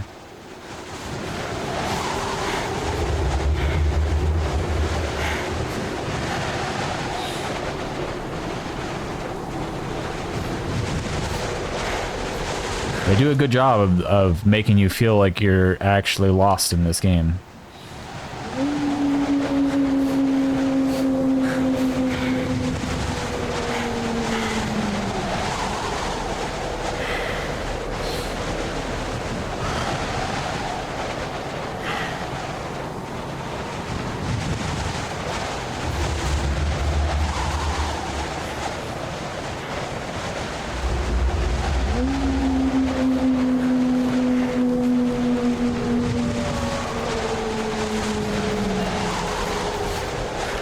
Oh, here's another page. Okay. This will give us an idea where we are. Holy crap. Alive corpses on Siberia. Was there a top secret facility where scientists work on reviving the dead? Several elements would suggest that this is the case. We are in Inia, a town in Siberia. Here, there was supposed to be the institute where decades ago the most brilliant minds were to accomplish the impossible, revive corpses. Nowadays, in place of the complex, there are only ruins. It is difficult to determine what exactly was there. Till this day, we can stumble upon things resembling medical experiment, but it is clear there was no hospital here, as the elder locals recall. One day the military came, marked out an area, and set up a construction site, and took them several years to build. One building after another. People were happy because there was work, but as soon as they finished, the military surrounding the area with barbed wire fences and forbade to even walk in the vicinity. I remember trucks pulling up and soldiers unloading some equipment. Behind there was a large lot with a huge delivery vehicles pulled up. People said those were refrigerated trucks. It had been going on like that for more than a dozen years and nothing happened. 2 or 3 years before they closed it down, some weird things had occurred. We saw them transporting people to the facility, and the whole village heard screaming in the middle of the night, as if they were murdering people. One day it just stopped. The trucks left. The military stayed for a while. Engineers came and they tore the whole thing to the ground, and that was it. What could have been in that facility? When asked about a possible explanation, Dr. Ligiev, an eminent historian, says, it was not unusual for the previous government to build a facility hidden deep in the corners of Siberia. It does not have anything to do with any paranormal fairy tale, but merely with classified military activity. Although historical sources remain silent about the Ania village, and any military facilities or scientists in the area. It totally contradicts the inhabitants' stories. We became aware of existing documents that could shed light on the case. An extract from a correspondence where the names of the sender and receiver are censored mentions about a facility in the middle of Siberia where the military sends well-preserved bodies of convicts in refrigerator trucks for further research. Furthermore, the author writes, I do hope you will manage to do something with them because the mountain is becoming impatient and one alive is not enough. I don't know what that is supposed to mean. But now,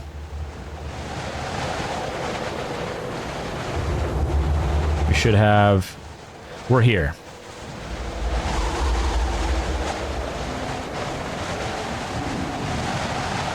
We're right there. So if we turn around and then take the right path, the right should take us this way.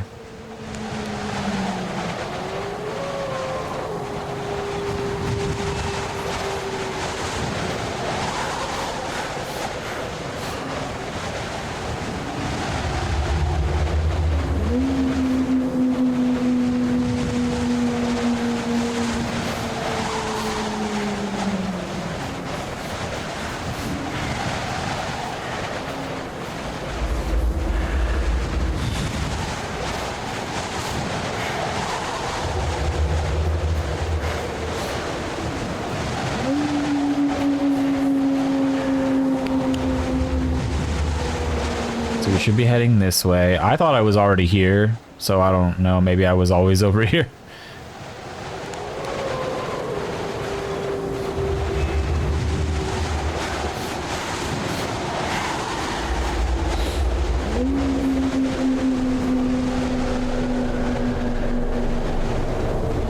$58.25.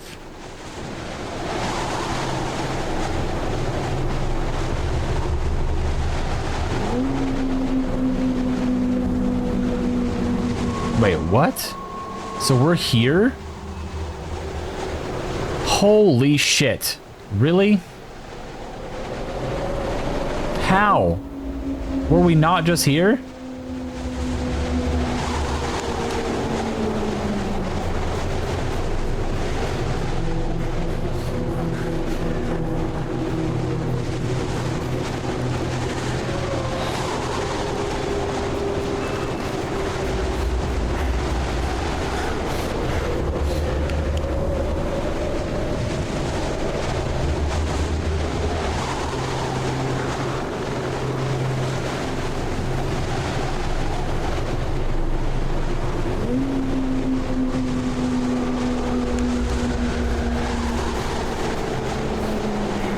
There's the church.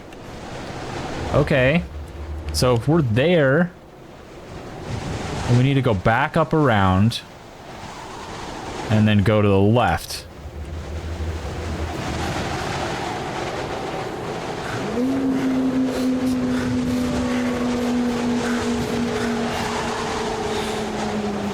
I mean, yeah, right?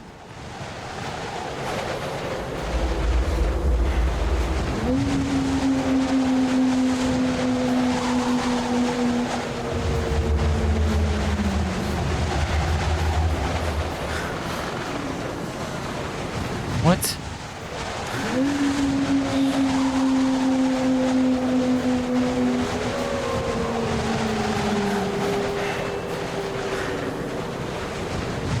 This is where we just found that note. The other one. So it's telling me that this is where we are. Right over here. So we found the note here.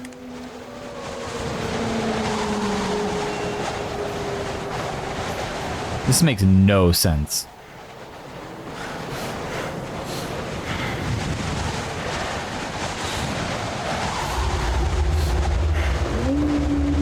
So we should...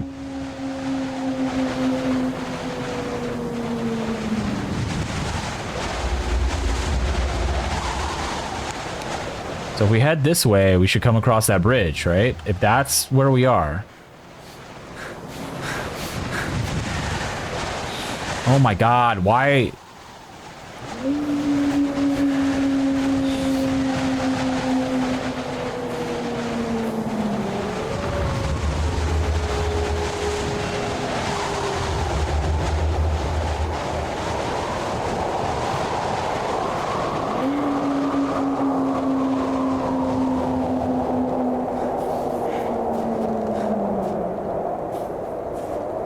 Yep, there's the bridge. Okay. 4632.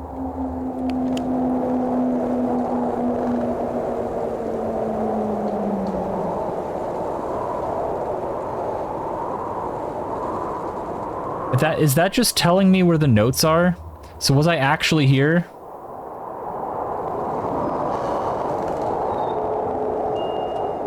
I'm losing my mind. I swear. Okay. So these coordinates are not where we are, it's where the notes are.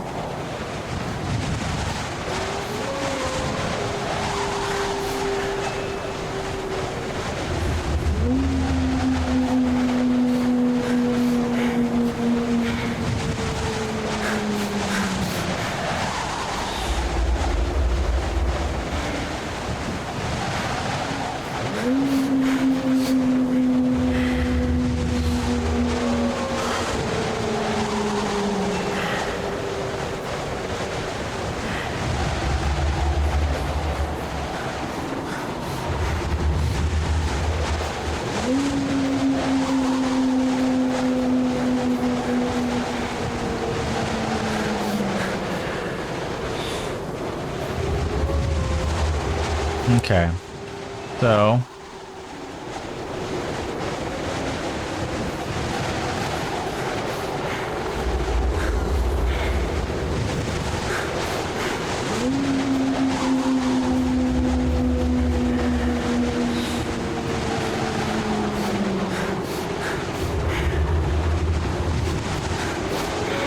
for fuck's sake, I'm back at the church again?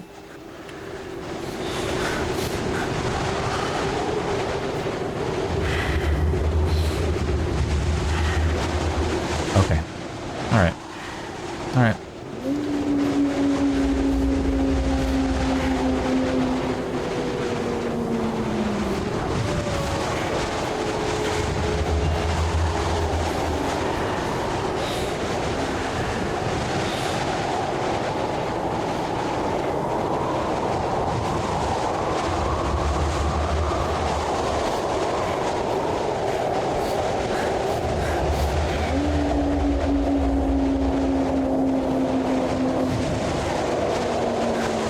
Here's the graveyard.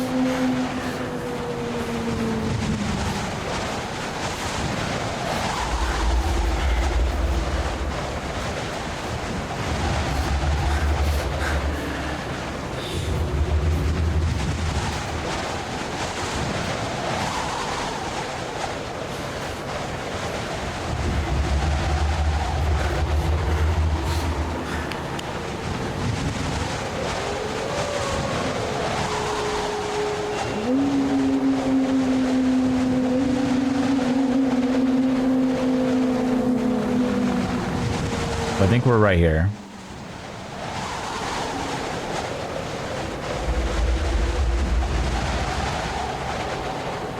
I just want to find a place to teleport out of here. I just want to start over somewhere else, please.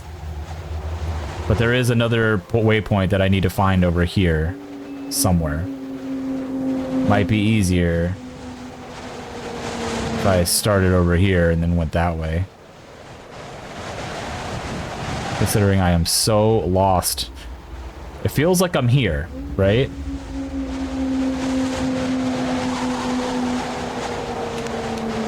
So, turning around.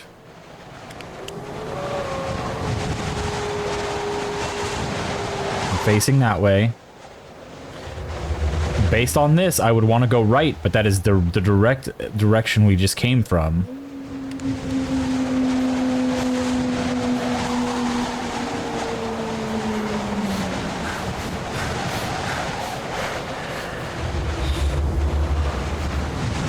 But that feels correct, that I want to go this way. Even though I just came from here.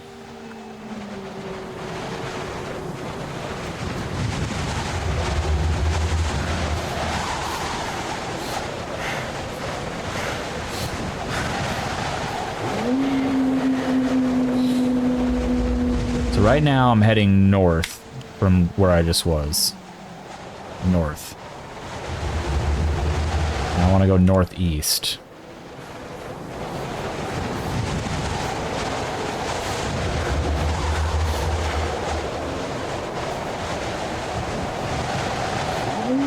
But over here is a dead end. And it has coordinates 58 north, 25 east.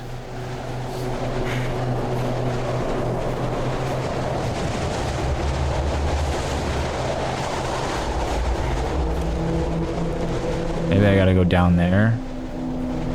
Can I go down there without dying? No, it doesn't look like it.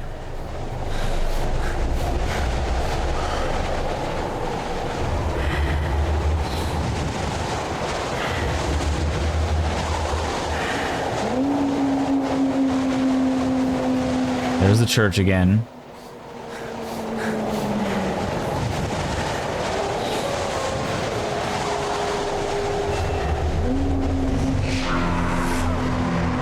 Cool. Yep.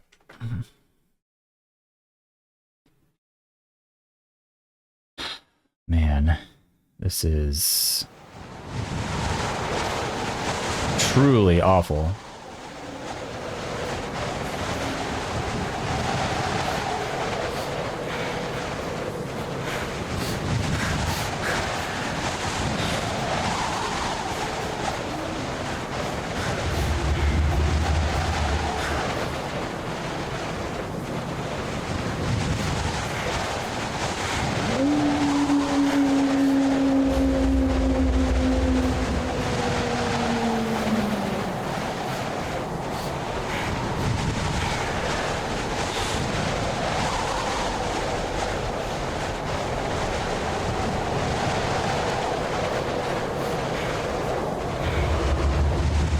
There's the church.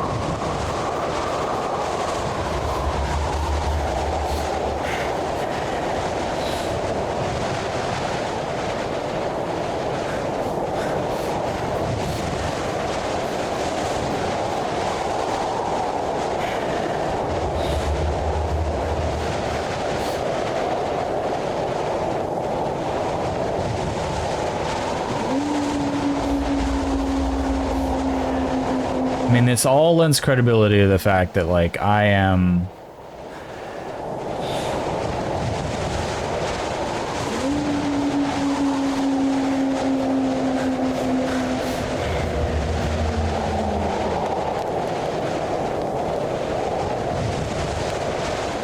hear fire.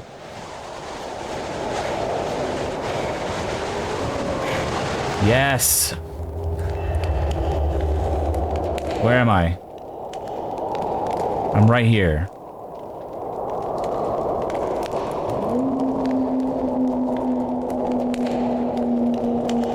Okay, so if I keep going straight down this way then, I should be able to make it over here. Thank goodness we have a concrete waypoint that tells us exactly where we are.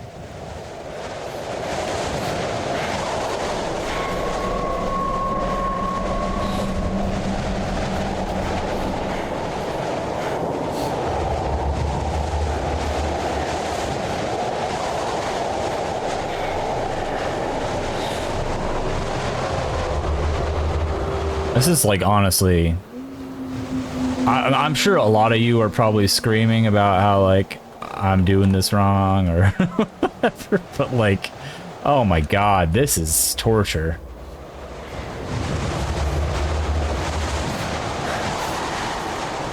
Yep. Okay.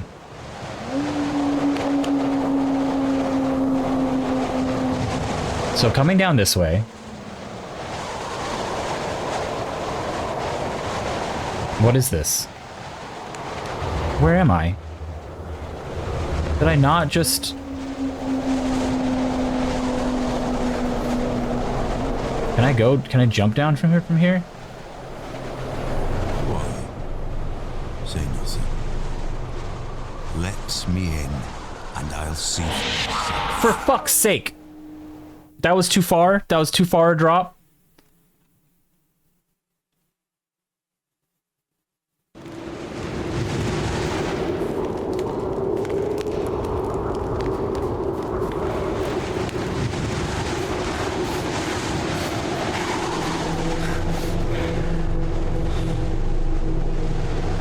I was almost there. I was right near the bottom.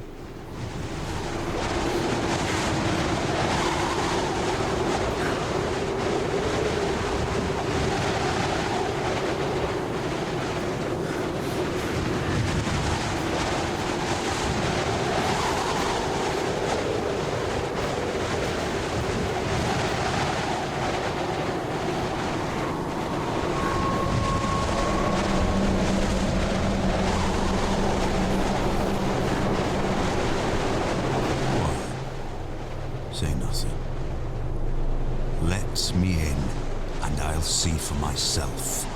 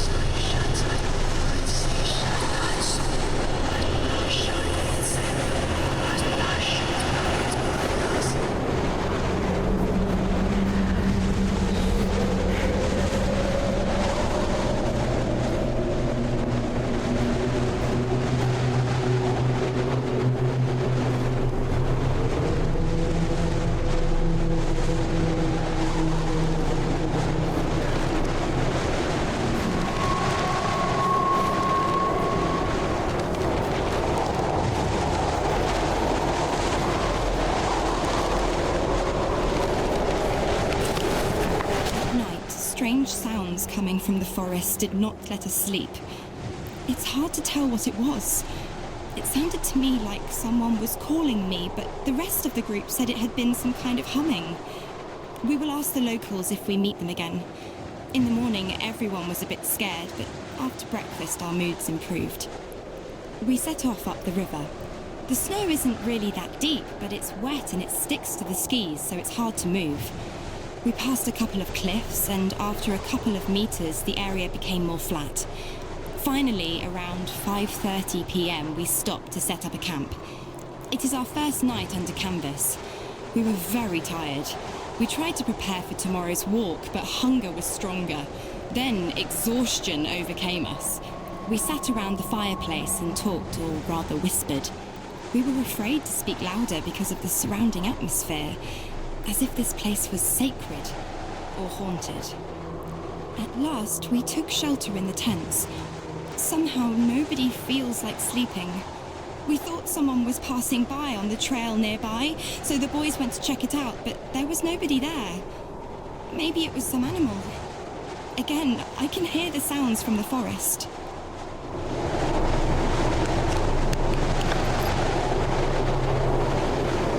Okay, so we're right here.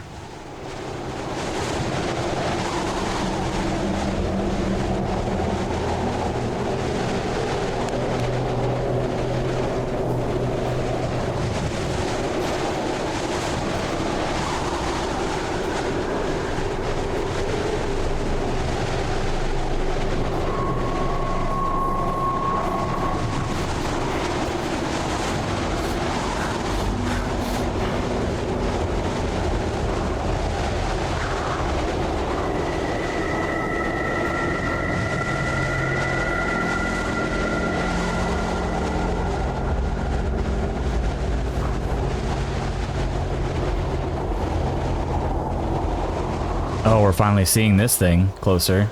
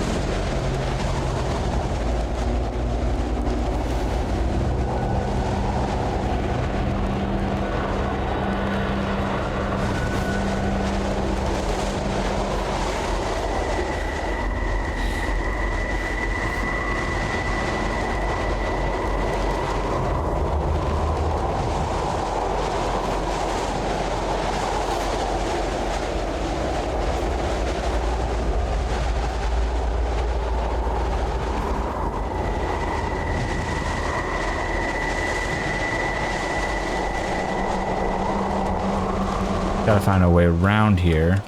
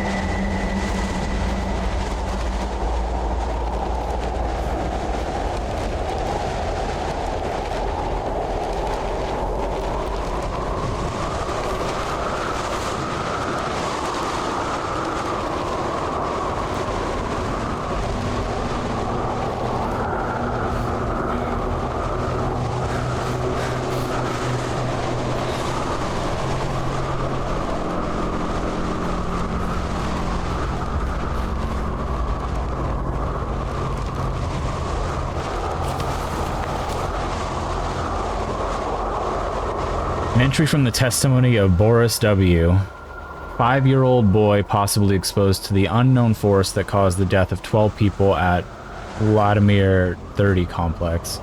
Boris W., I've seen you in my dreams. You asked me about the same thing you're asking about now. The same man was standing behind you.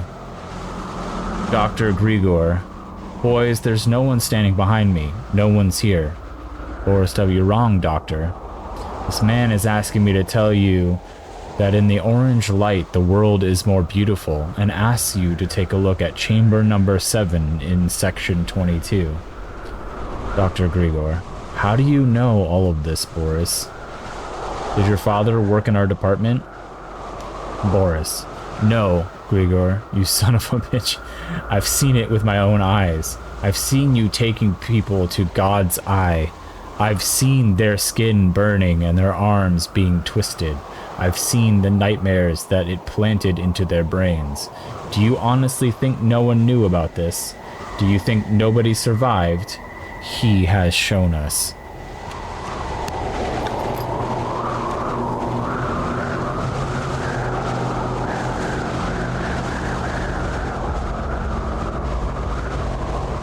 Okay.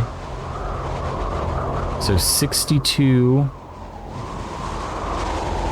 47. I'm guessing it's under here?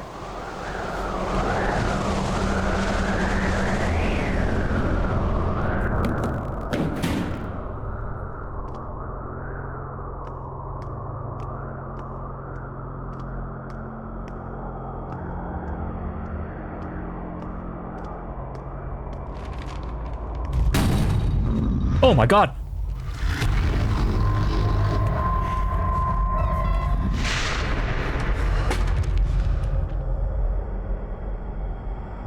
The thing's still out there?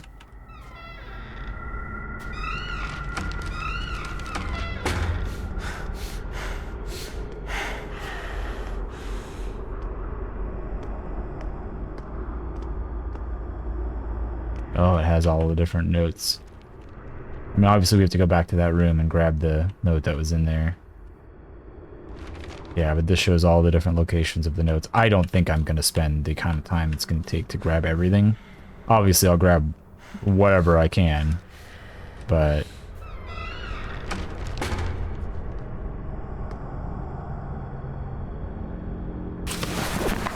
I am an empty wreck, made in his image, but not alike. A servant, obedient to one master. My body is a shell, and I am ready to absorb him. Now I see the plan. I see the magnitude of devastation. The Creator summons me, and I want to be his food. I am humming his tune. I am looking at the world through his eyes. I drink the blood of his enemies and taste the rotting bodies. I feel the sin sprouting under my skin. I hear screams in my head. I hear them calling me. I hear the calling of the ones that through him have already found their eternal shelter. Free them, my lord! Free them, and take me instead! Fulfill your revenge! At the hour of my death, an army of angels comes out from the orange light. Their song is made of one powerful voice. I feel their presence, their twisted faces, their black eyes drilling into my consciousness. They demand to finish the work. Oh, his presence is overcoming me. So poor and defenseless. What have they done to you? What harm? There is a place. You were there, and so was I. A huge gate, and the Creator hidden behind it. Only those few who touched him could understand, but you could. You understood, and I understood through you.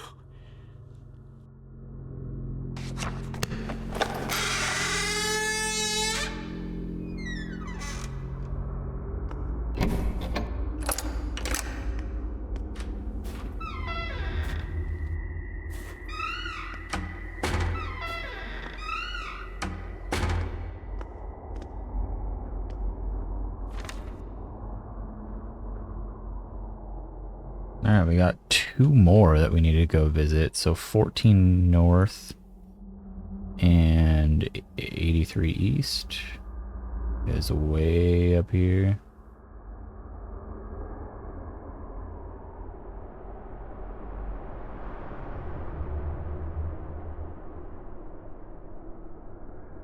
Over there. So it seems like we got to go this way because the other one's up here. So we need to I mean, if we could go back to the tree area, we could hook this way and then go do whatever these things are. Tunnels, maybe?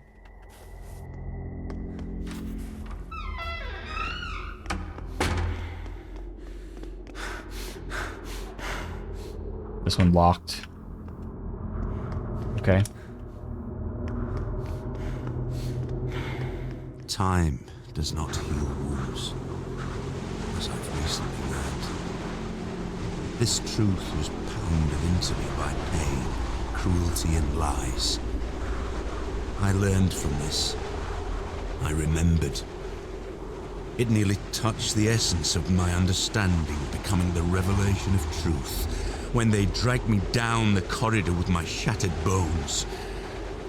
When they operated on me to observe the misplacement of my organs, when they put the worst nightmares into my head, when they closed me up, put me together again and revived me over and over to test the limits of my endurance.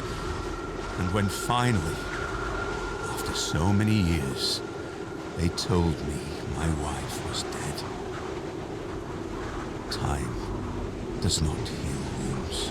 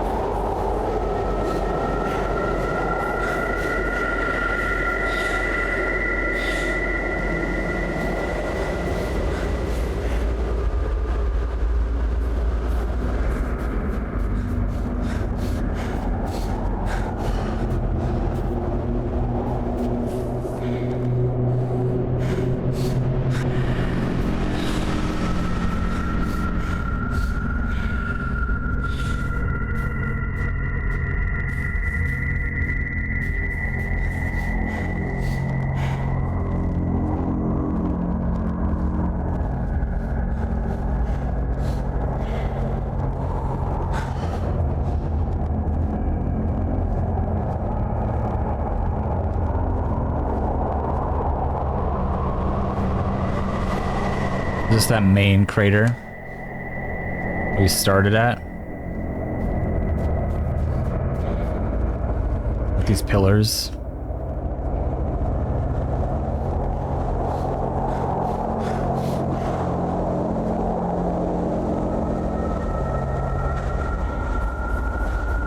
Yes, okay.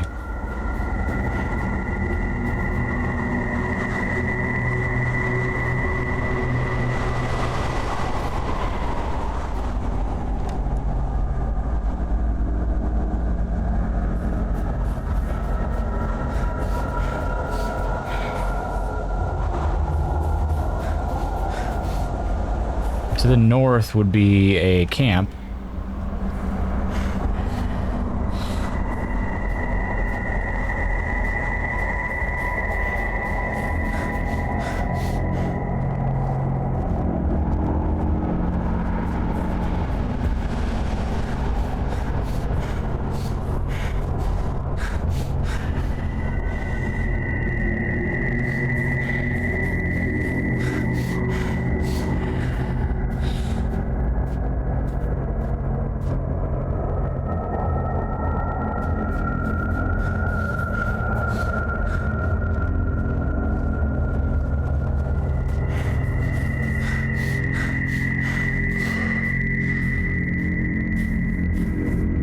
Right? There should be a camp here.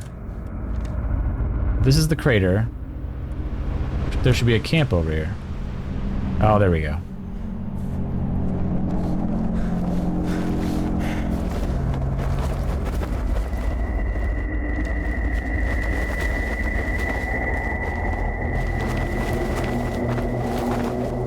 So we need to go that way. There.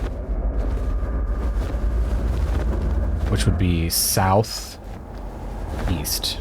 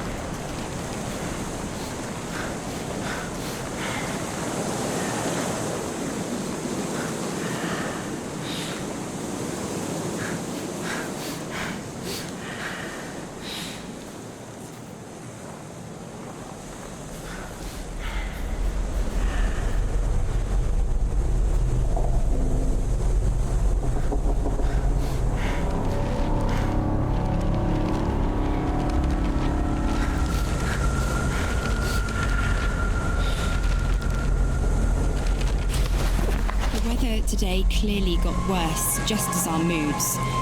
We're all a little scared of what happened last night. There were even some suggestions of going back, but that was outvoted. We set off at around 10 a.m., going the same Mansi trail as we did earlier. We encountered a small camp of a local hunter during our hike. We asked if he had hunted the other night, but he said no. He told us a story about a ghost prowling through the forest in the form of a bright fog. Obviously, this did not make us feel better. We kept on going forward. Today, the hike was slow and difficult. The visibility is close to zero. The temperature dropped to -24 centigrade. Around 4 p.m, we had to start looking for a place to set up a camp. We found a good spot on the verge of the forest, covered from the wind. As exhausted as we were, we began setting it up. We were too tired to dig up a hole for the campfire. We ate dinner in our tents. We had no strength for any discussions or thoughts. At night, I clearly heard someone walking around the tent. I heard them whispering my name. I do not want to talk about it with the rest of the group. They'll think I'm going crazy.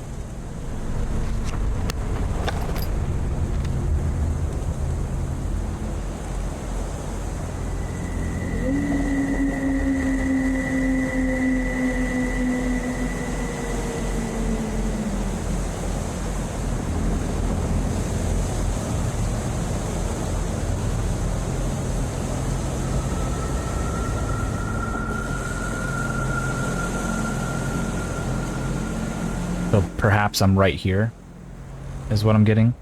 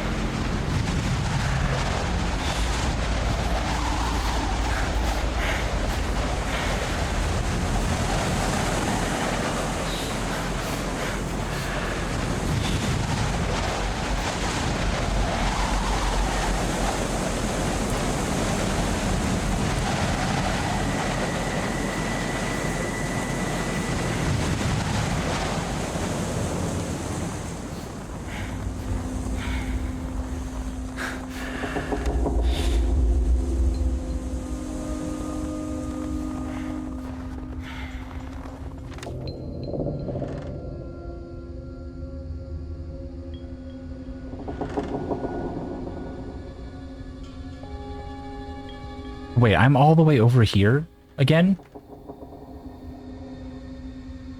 I'm here now. But I was just coming from this direction. Are you serious? How did I get so turned around?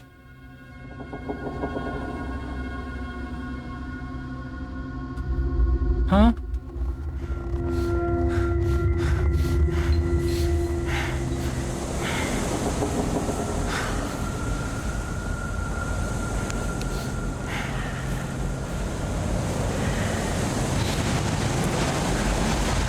Oh my god.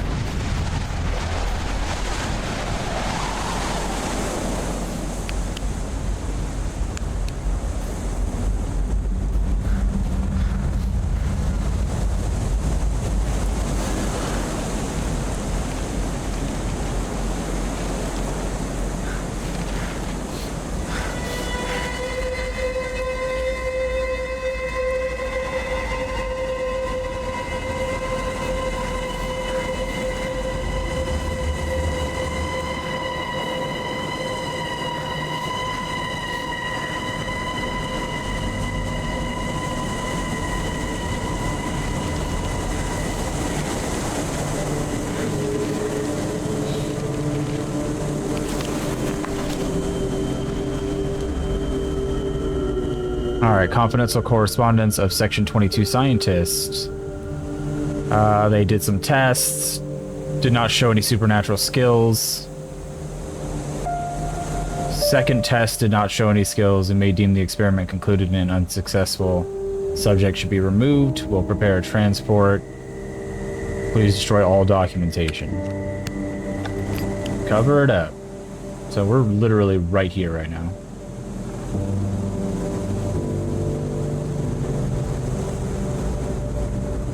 Go there.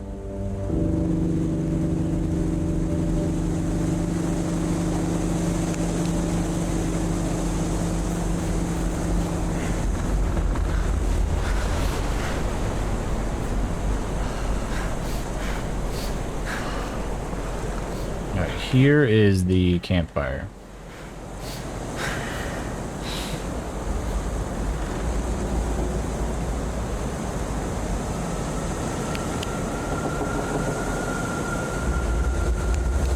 So,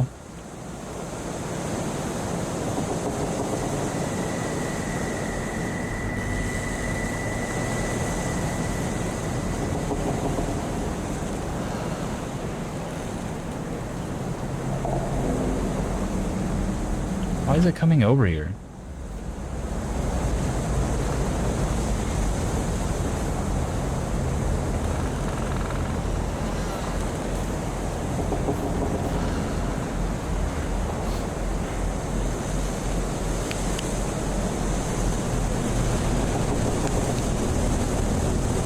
Yeah, it just seems to be coming this way for no reason. Alright.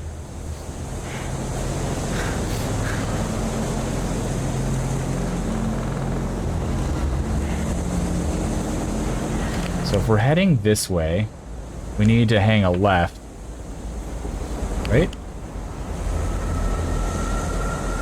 Hang a left.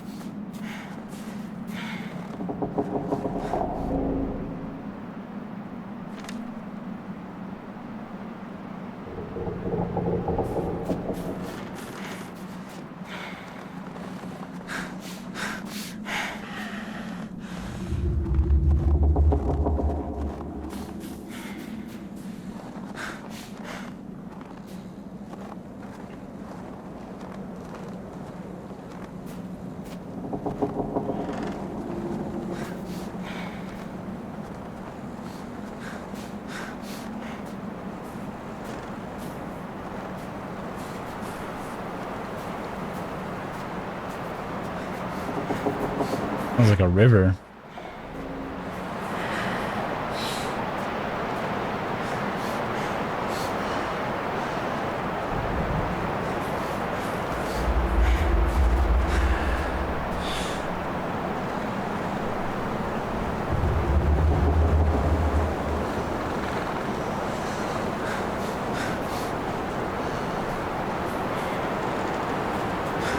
I'm pretty sure I've been here. Yep.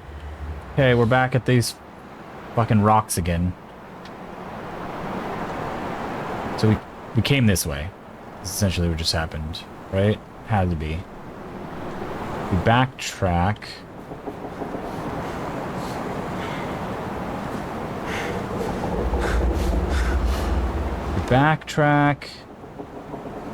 Which in theory, I mean, I don't know if I'm here or if I'm here.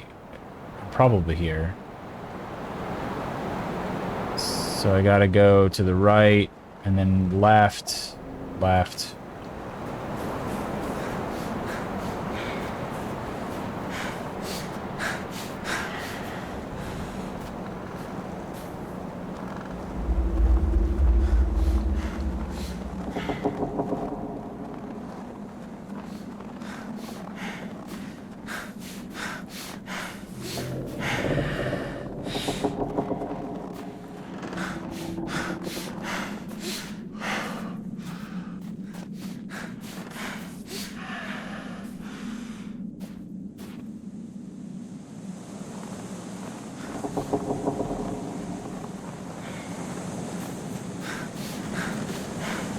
We're back to this stone arch.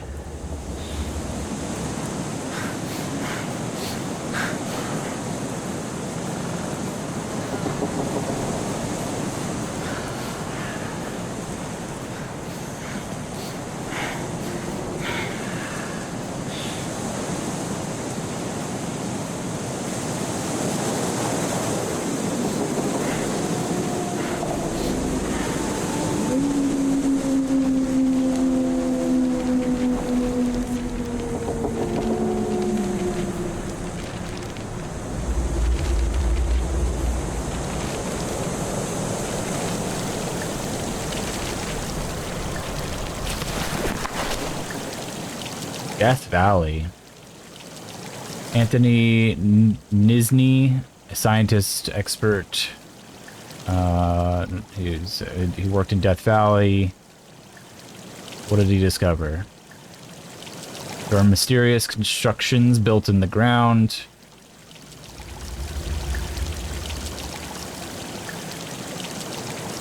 I'm just gonna read it. You can read it if you want to. Free space, nature, wild, and controllable. There's no place for compromise. It's beautiful and dangerous. Death Valley. It's a huge area. Stumble upon a first building. After a couple hours of walking, not much could be deciphered by observing a pile of ground from the outside. Something is 7 meters in diameter underneath. It reminds of a large buried church, protruding edges. It's also difficult to determine how many buildings exist in the area. Talk to the natives. There are at least 11 constructions scattered around different places. What could the enormous mounds be? Something to do with the Tunguska event. Common ground for countless unexplained stories.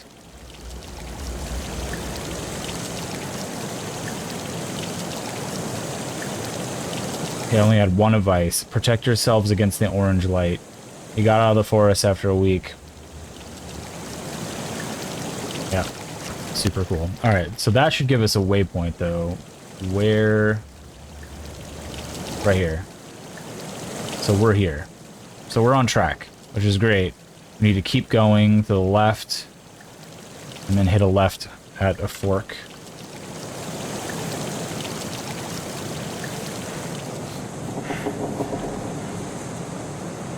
Runes, okay.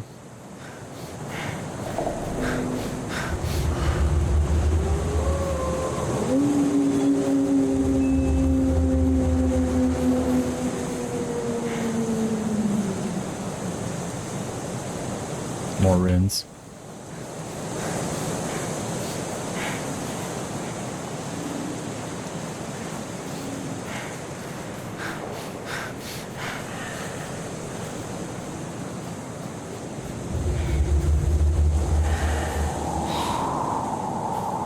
Eons. That's how long I spent suspended in nothingness. And then this one time, a pale, dim glow filled it. I felt as if some consciousness started soaking through an orange cloud into my brain, dripping with heavy drops, not letting me pass away nice and peaceful. I fought with myself. I had no strength to open my eyes. And finally, after processing the situation on and on, I realized I have no eyes.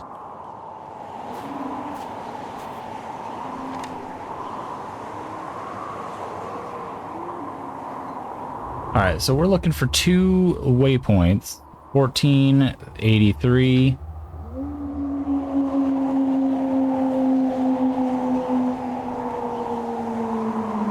There, and then the other one is over here. That's going to take a while to get to. So 1483 is the first one to try to get.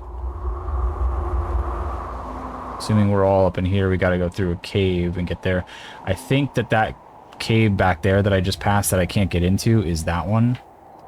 So I'm not sure how. I must come across the cave that I can go through at some point, right?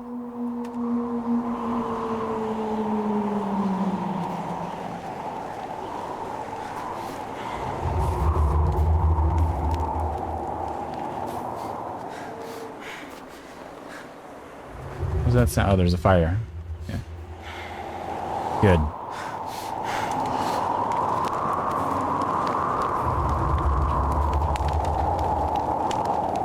Yes, so I am here now.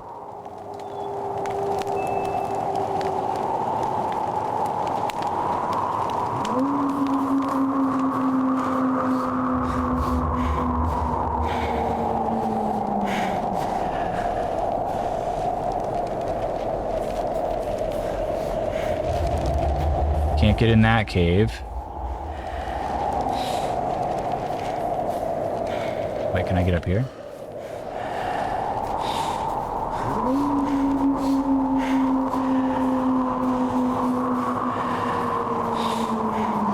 I guess not.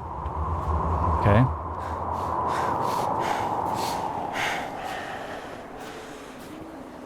Hey, here's a cave entrance.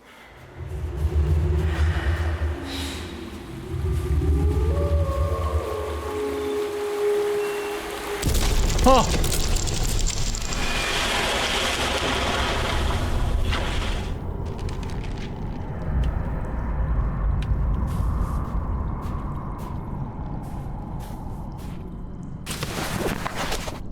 Good lord, dude, look at this.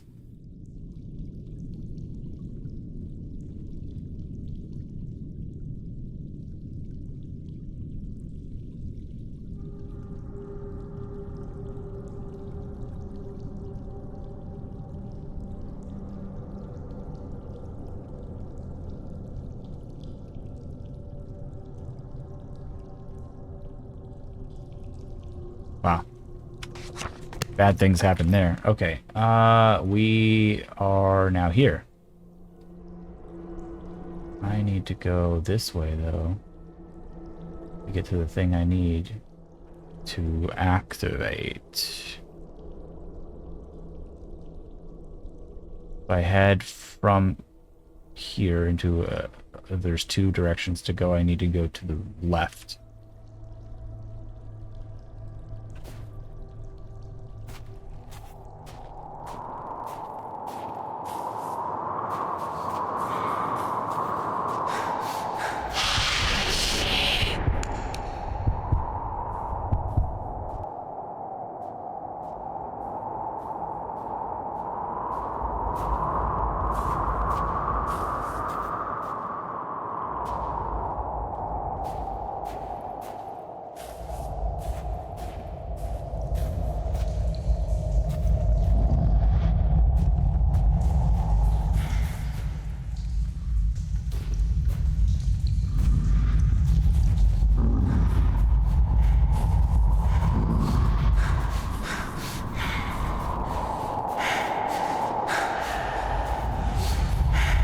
What?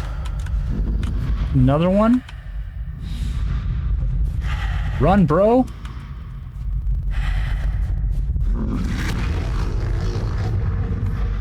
God.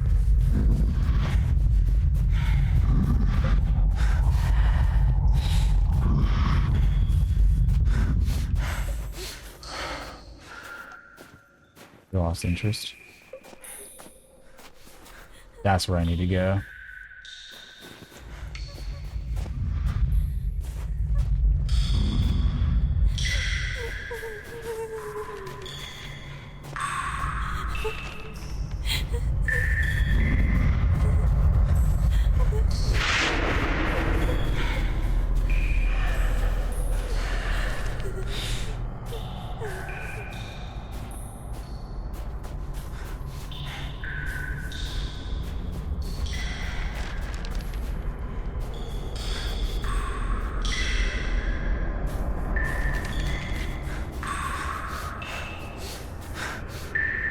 Where's that sound? It's over here. But, like, where is it?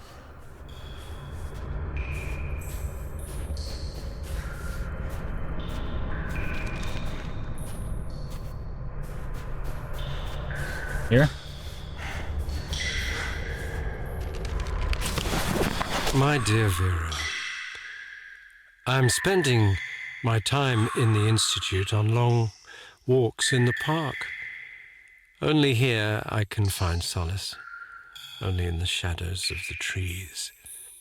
My thoughts are peaceful when I see how the sun brushes the green leaves and the wind covers my face in a gentle, warm blow. The doctors say the worst is behind me. The breakdown was temporary. It's difficult for me to say what triggered this state. I know you'll never forgive me for what I've done. The tragedy that I have contributed to shall never find any justification nor explanation. I can only cover it up with madness. But I am aware that this is a pathetic excuse, and I'm not able to hide behind it. I take full responsibility for what happened, and I am prepared to be punished. The doctors, however, say I will probably not leave the Institute. You must know I would rather rot in prison 100 times for what I have done to you. I have to confess, I tricked you. I knew you would never, ever want to hear what I have to say to you. That is why I sent my friend with this letter to your sister, and after a lot of persuasion, she agreed to read it to you. I thank her from the bottom of my heart for this. I'm ending this letter. I want to bore you no more. I love you and believe that someday, hopefully, I will be able to tell you all this in person. Luckily, my friend Anton is by my side at all times. He was the one that went to your sister. I hope this letter finds you both well and in good health. I wish you all the best. Forever yours, Vitaly.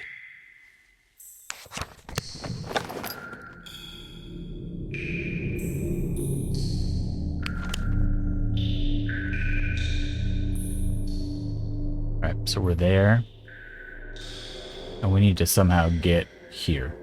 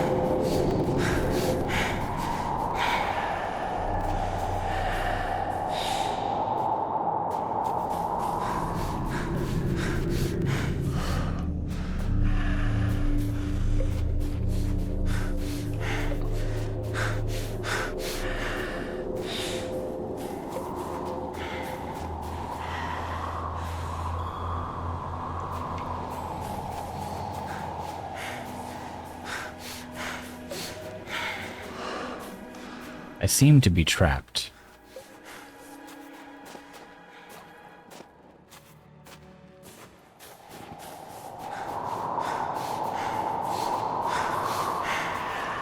Like, there's no way to get through here, right?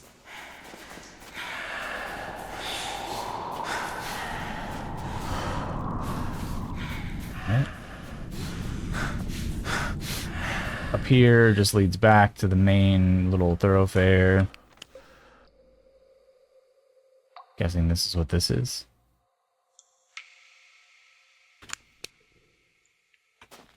Okay. There must be another way through then.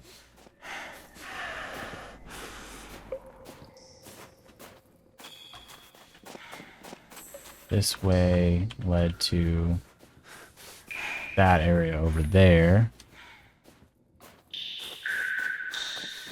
All the shadow monsters seem to be gone for some reason.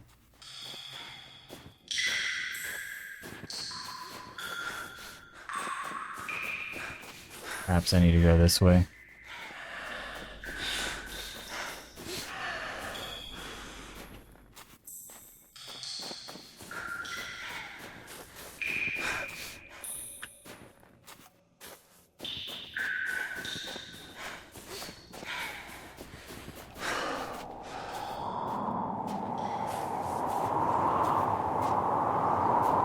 There's the campfire.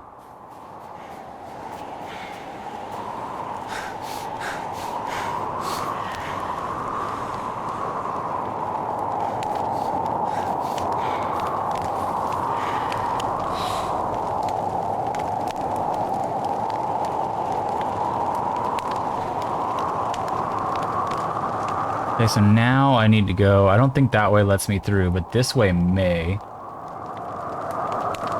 I need to go that way. Not slip down wherever it told me to before.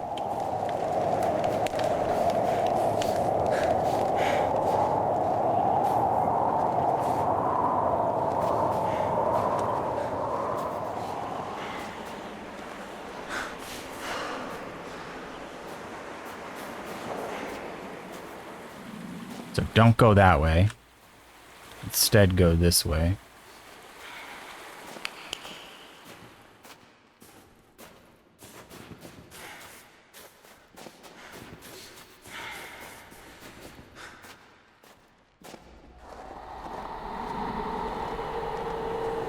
Well, that looks kind of spooky.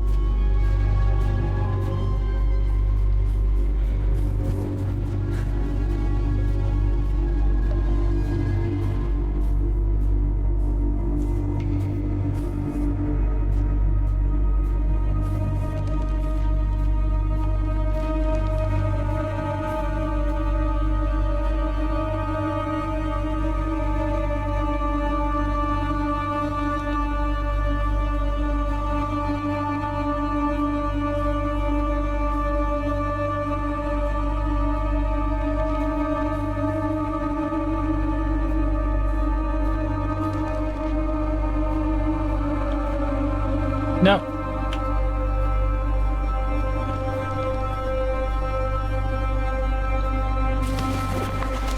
We set off quite late today. I think everyone heard something at night, but they are afraid to admit it. I walked around the tents, but didn't notice any tracks. We didn't talk too much. We barely hiked 2.5 miles. We got the impression that something clearly changed around us. I felt someone was observing us, and I think the others had a similar feeling because they mentioned the hunter was heading in the same direction. We won't make it any further. I think we'll stay here.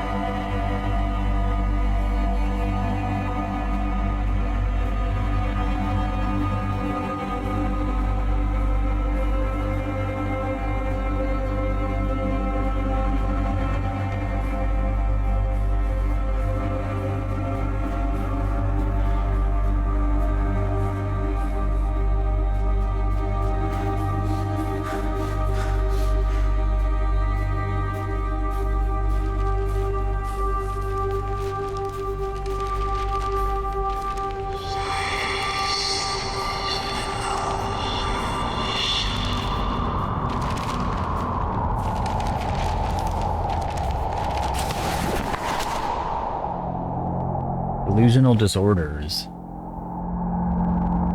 Patient who assaulted a woman and kept on persisting that his friend told him to do so.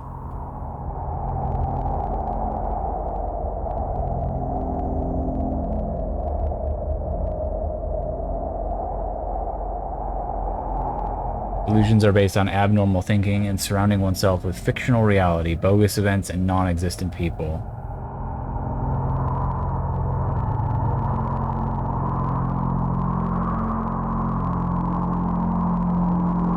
Patient's problem lies within an event in 1959 when a tragedy occurred in the Urals, where 9 ski hikers, mostly students, died. Don't know how the patient is connected. It's possible that the information itself could have caused serious trauma.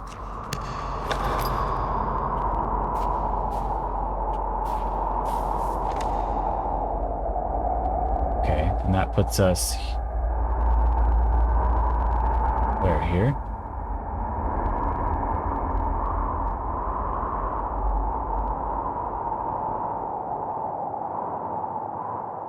I thought we were, the last note was this one. What is, what?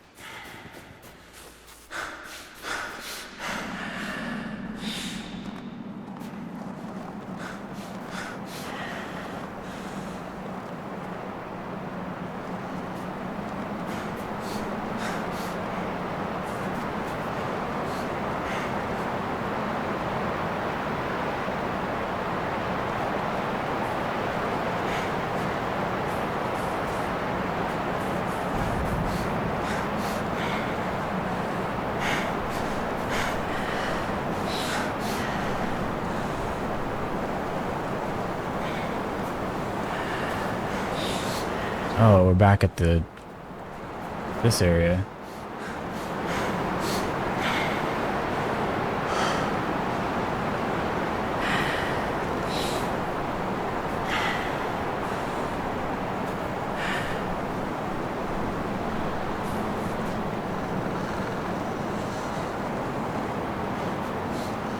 All right, I guess I'm trying to get back in this cave now.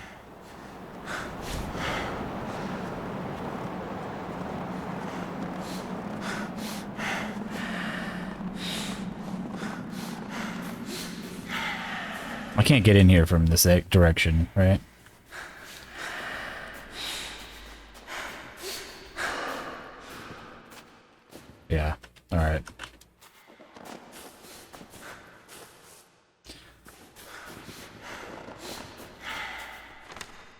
So that means I am right here. So I go all the way back around. Maybe I go to the fire and then teleport back and then try to do this again. How did I get...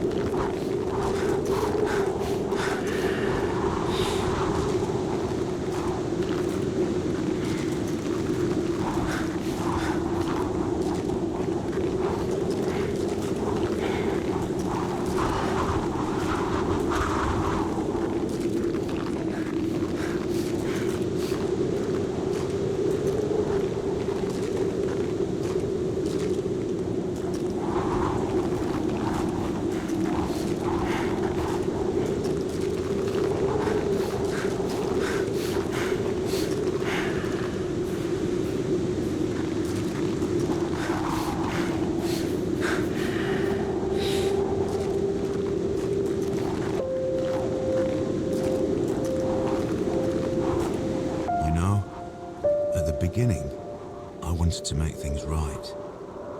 I believed God itself touched me. That I have received a chance, a compensation for the evil that was brought upon me. Then I understood that it is not God, or good, or restitution. Just a tool of revenge.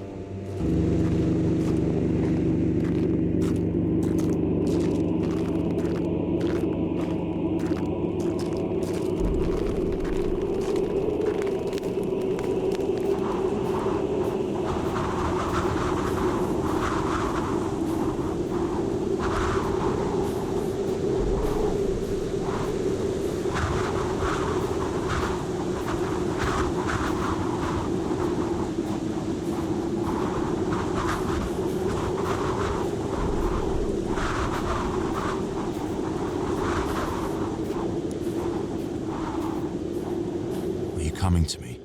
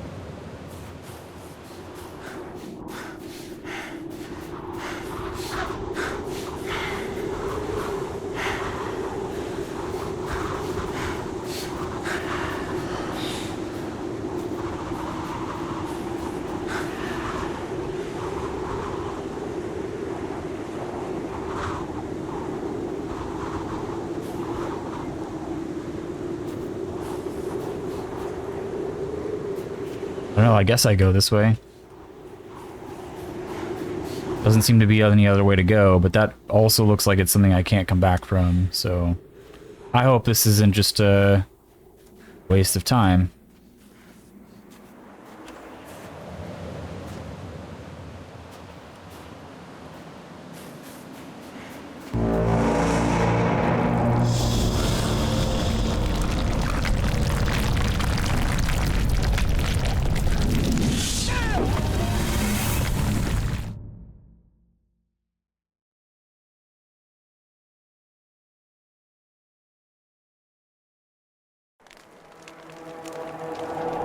Are you kidding me? I gotta do all this again?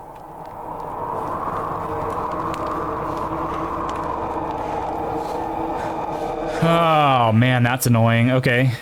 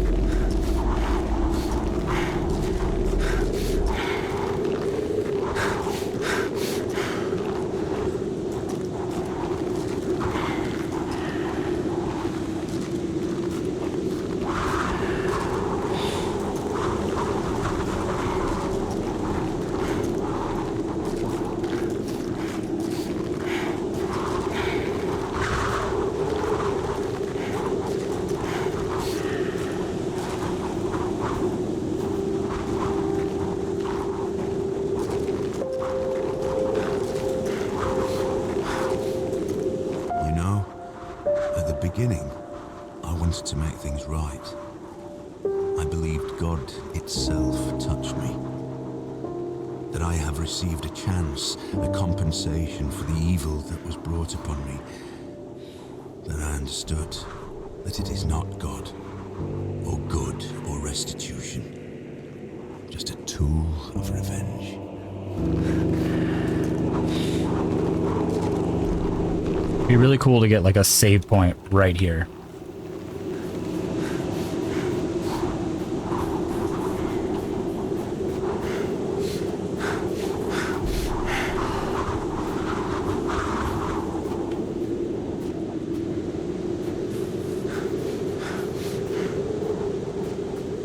Coming to me.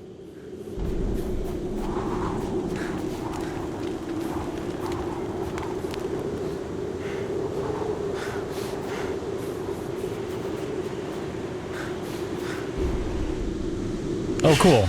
I don't know. I don't know what happened there.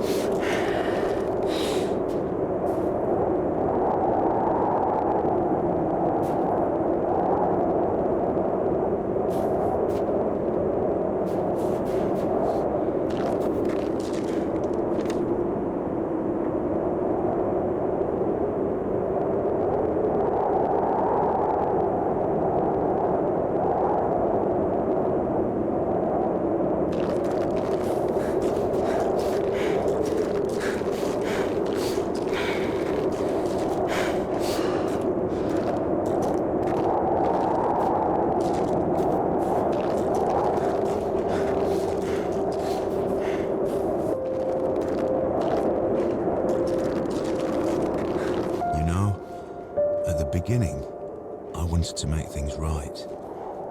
I believed God itself touched me. That I have received a chance, a compensation for the evil that was brought upon me. Then I understood that it is not God, or good, or restitution. Just a tool of revenge.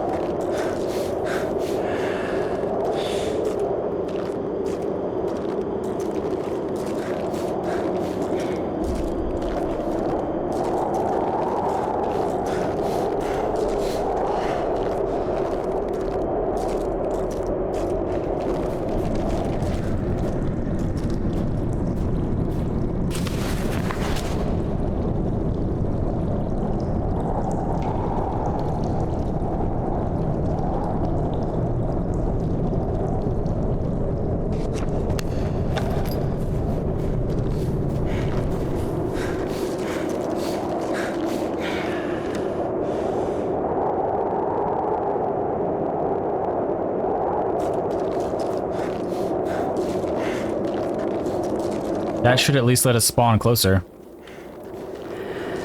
We inevitably die for some stupid reason here.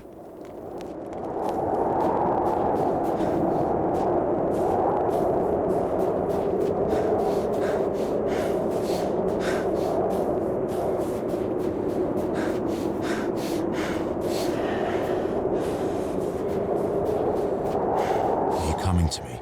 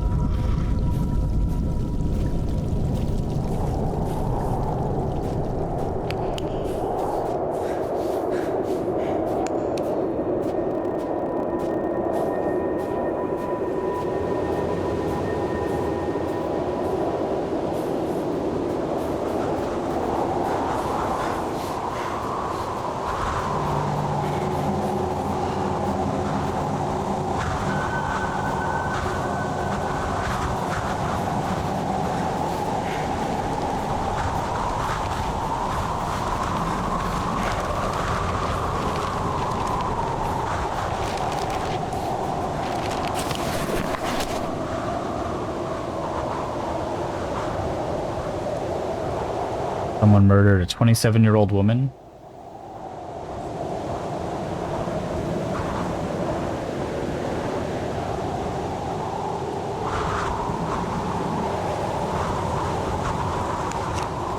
Oh, it seems like Anton's going around killing people, perhaps.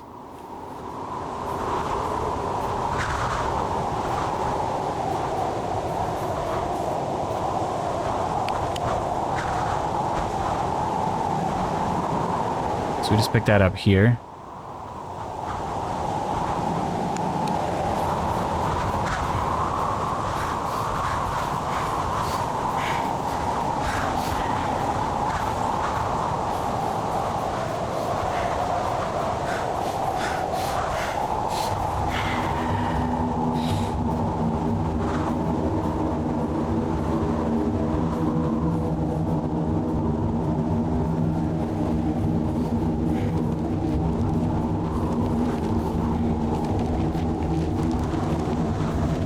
Where are you?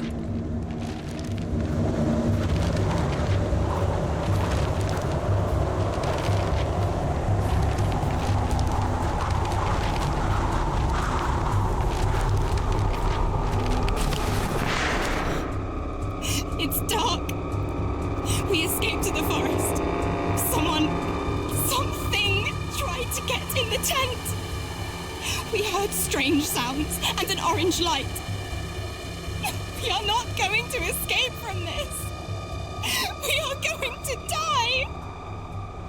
I don't know what's going on. I wanted to try, but I can't.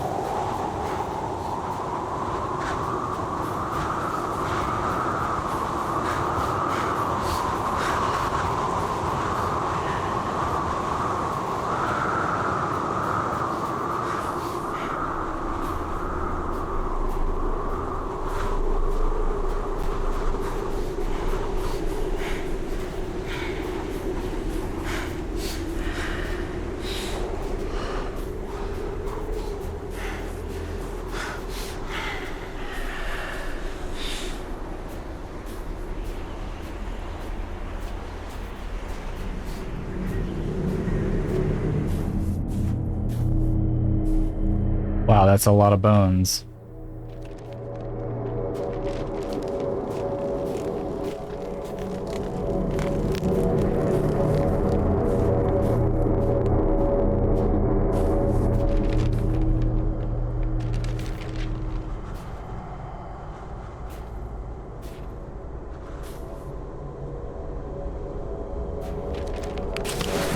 Whoever you are, if you are reading these words, I beg of you, help us. We are in a place they call Post Office Box 5. I don't know where this is. I don't even know what year it is. They are not allowing anyone from the outside to have contact with us. They lock us up in cells, 4 in each. I saw dozens of cells like that. They talk about something they called Anomaly 7.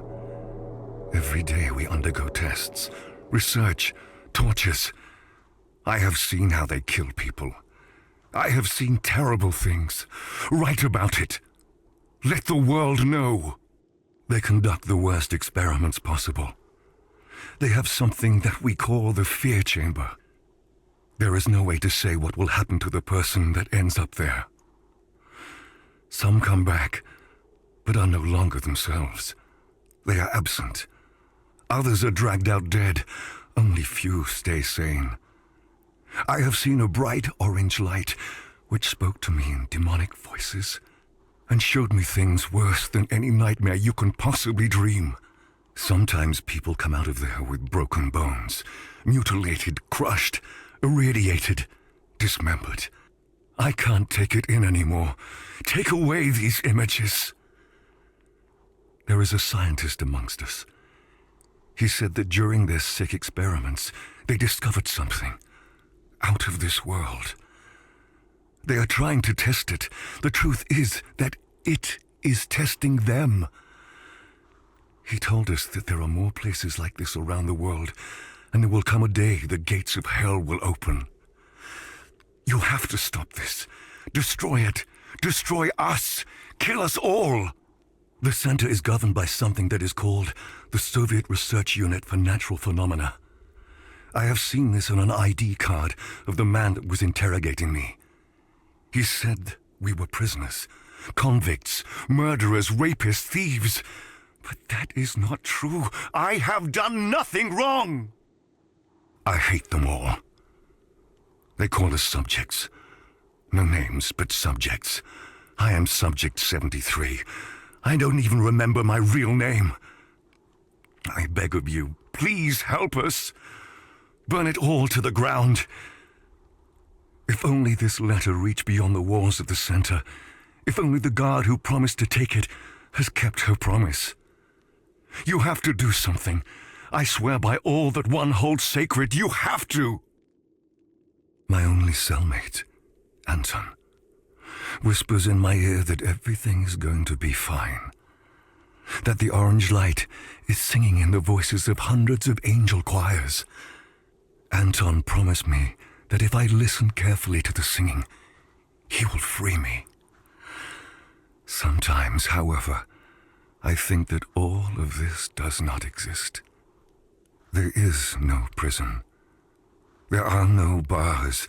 There are no doctors. There is no Anton. There's only this frightening, piercing orange light.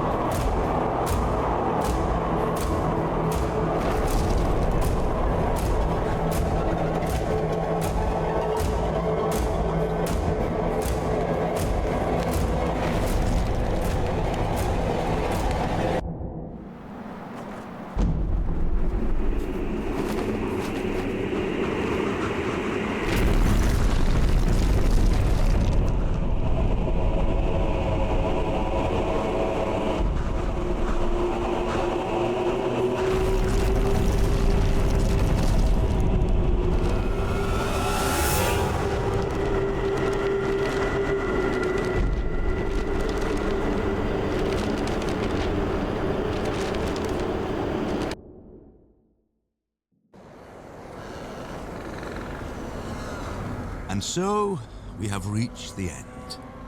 Have you understood your role in my plan? There are no random victims, and nobody is completely innocent. You may not agree, but when the gates to Section 22 open and the world will see true madness, you will understand that everything I had done was necessary.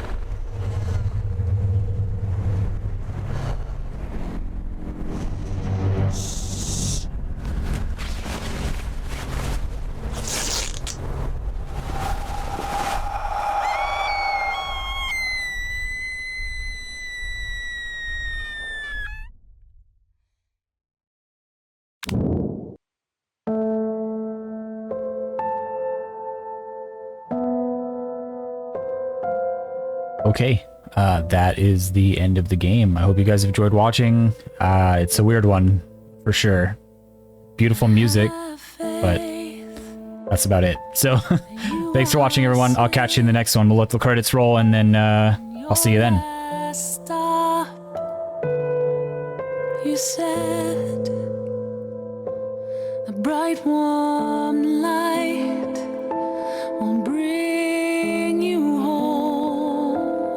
Did you lie, my dear? Did you lie? The day is dark, I'm all alone. If you are there, just let me know. Just let me know.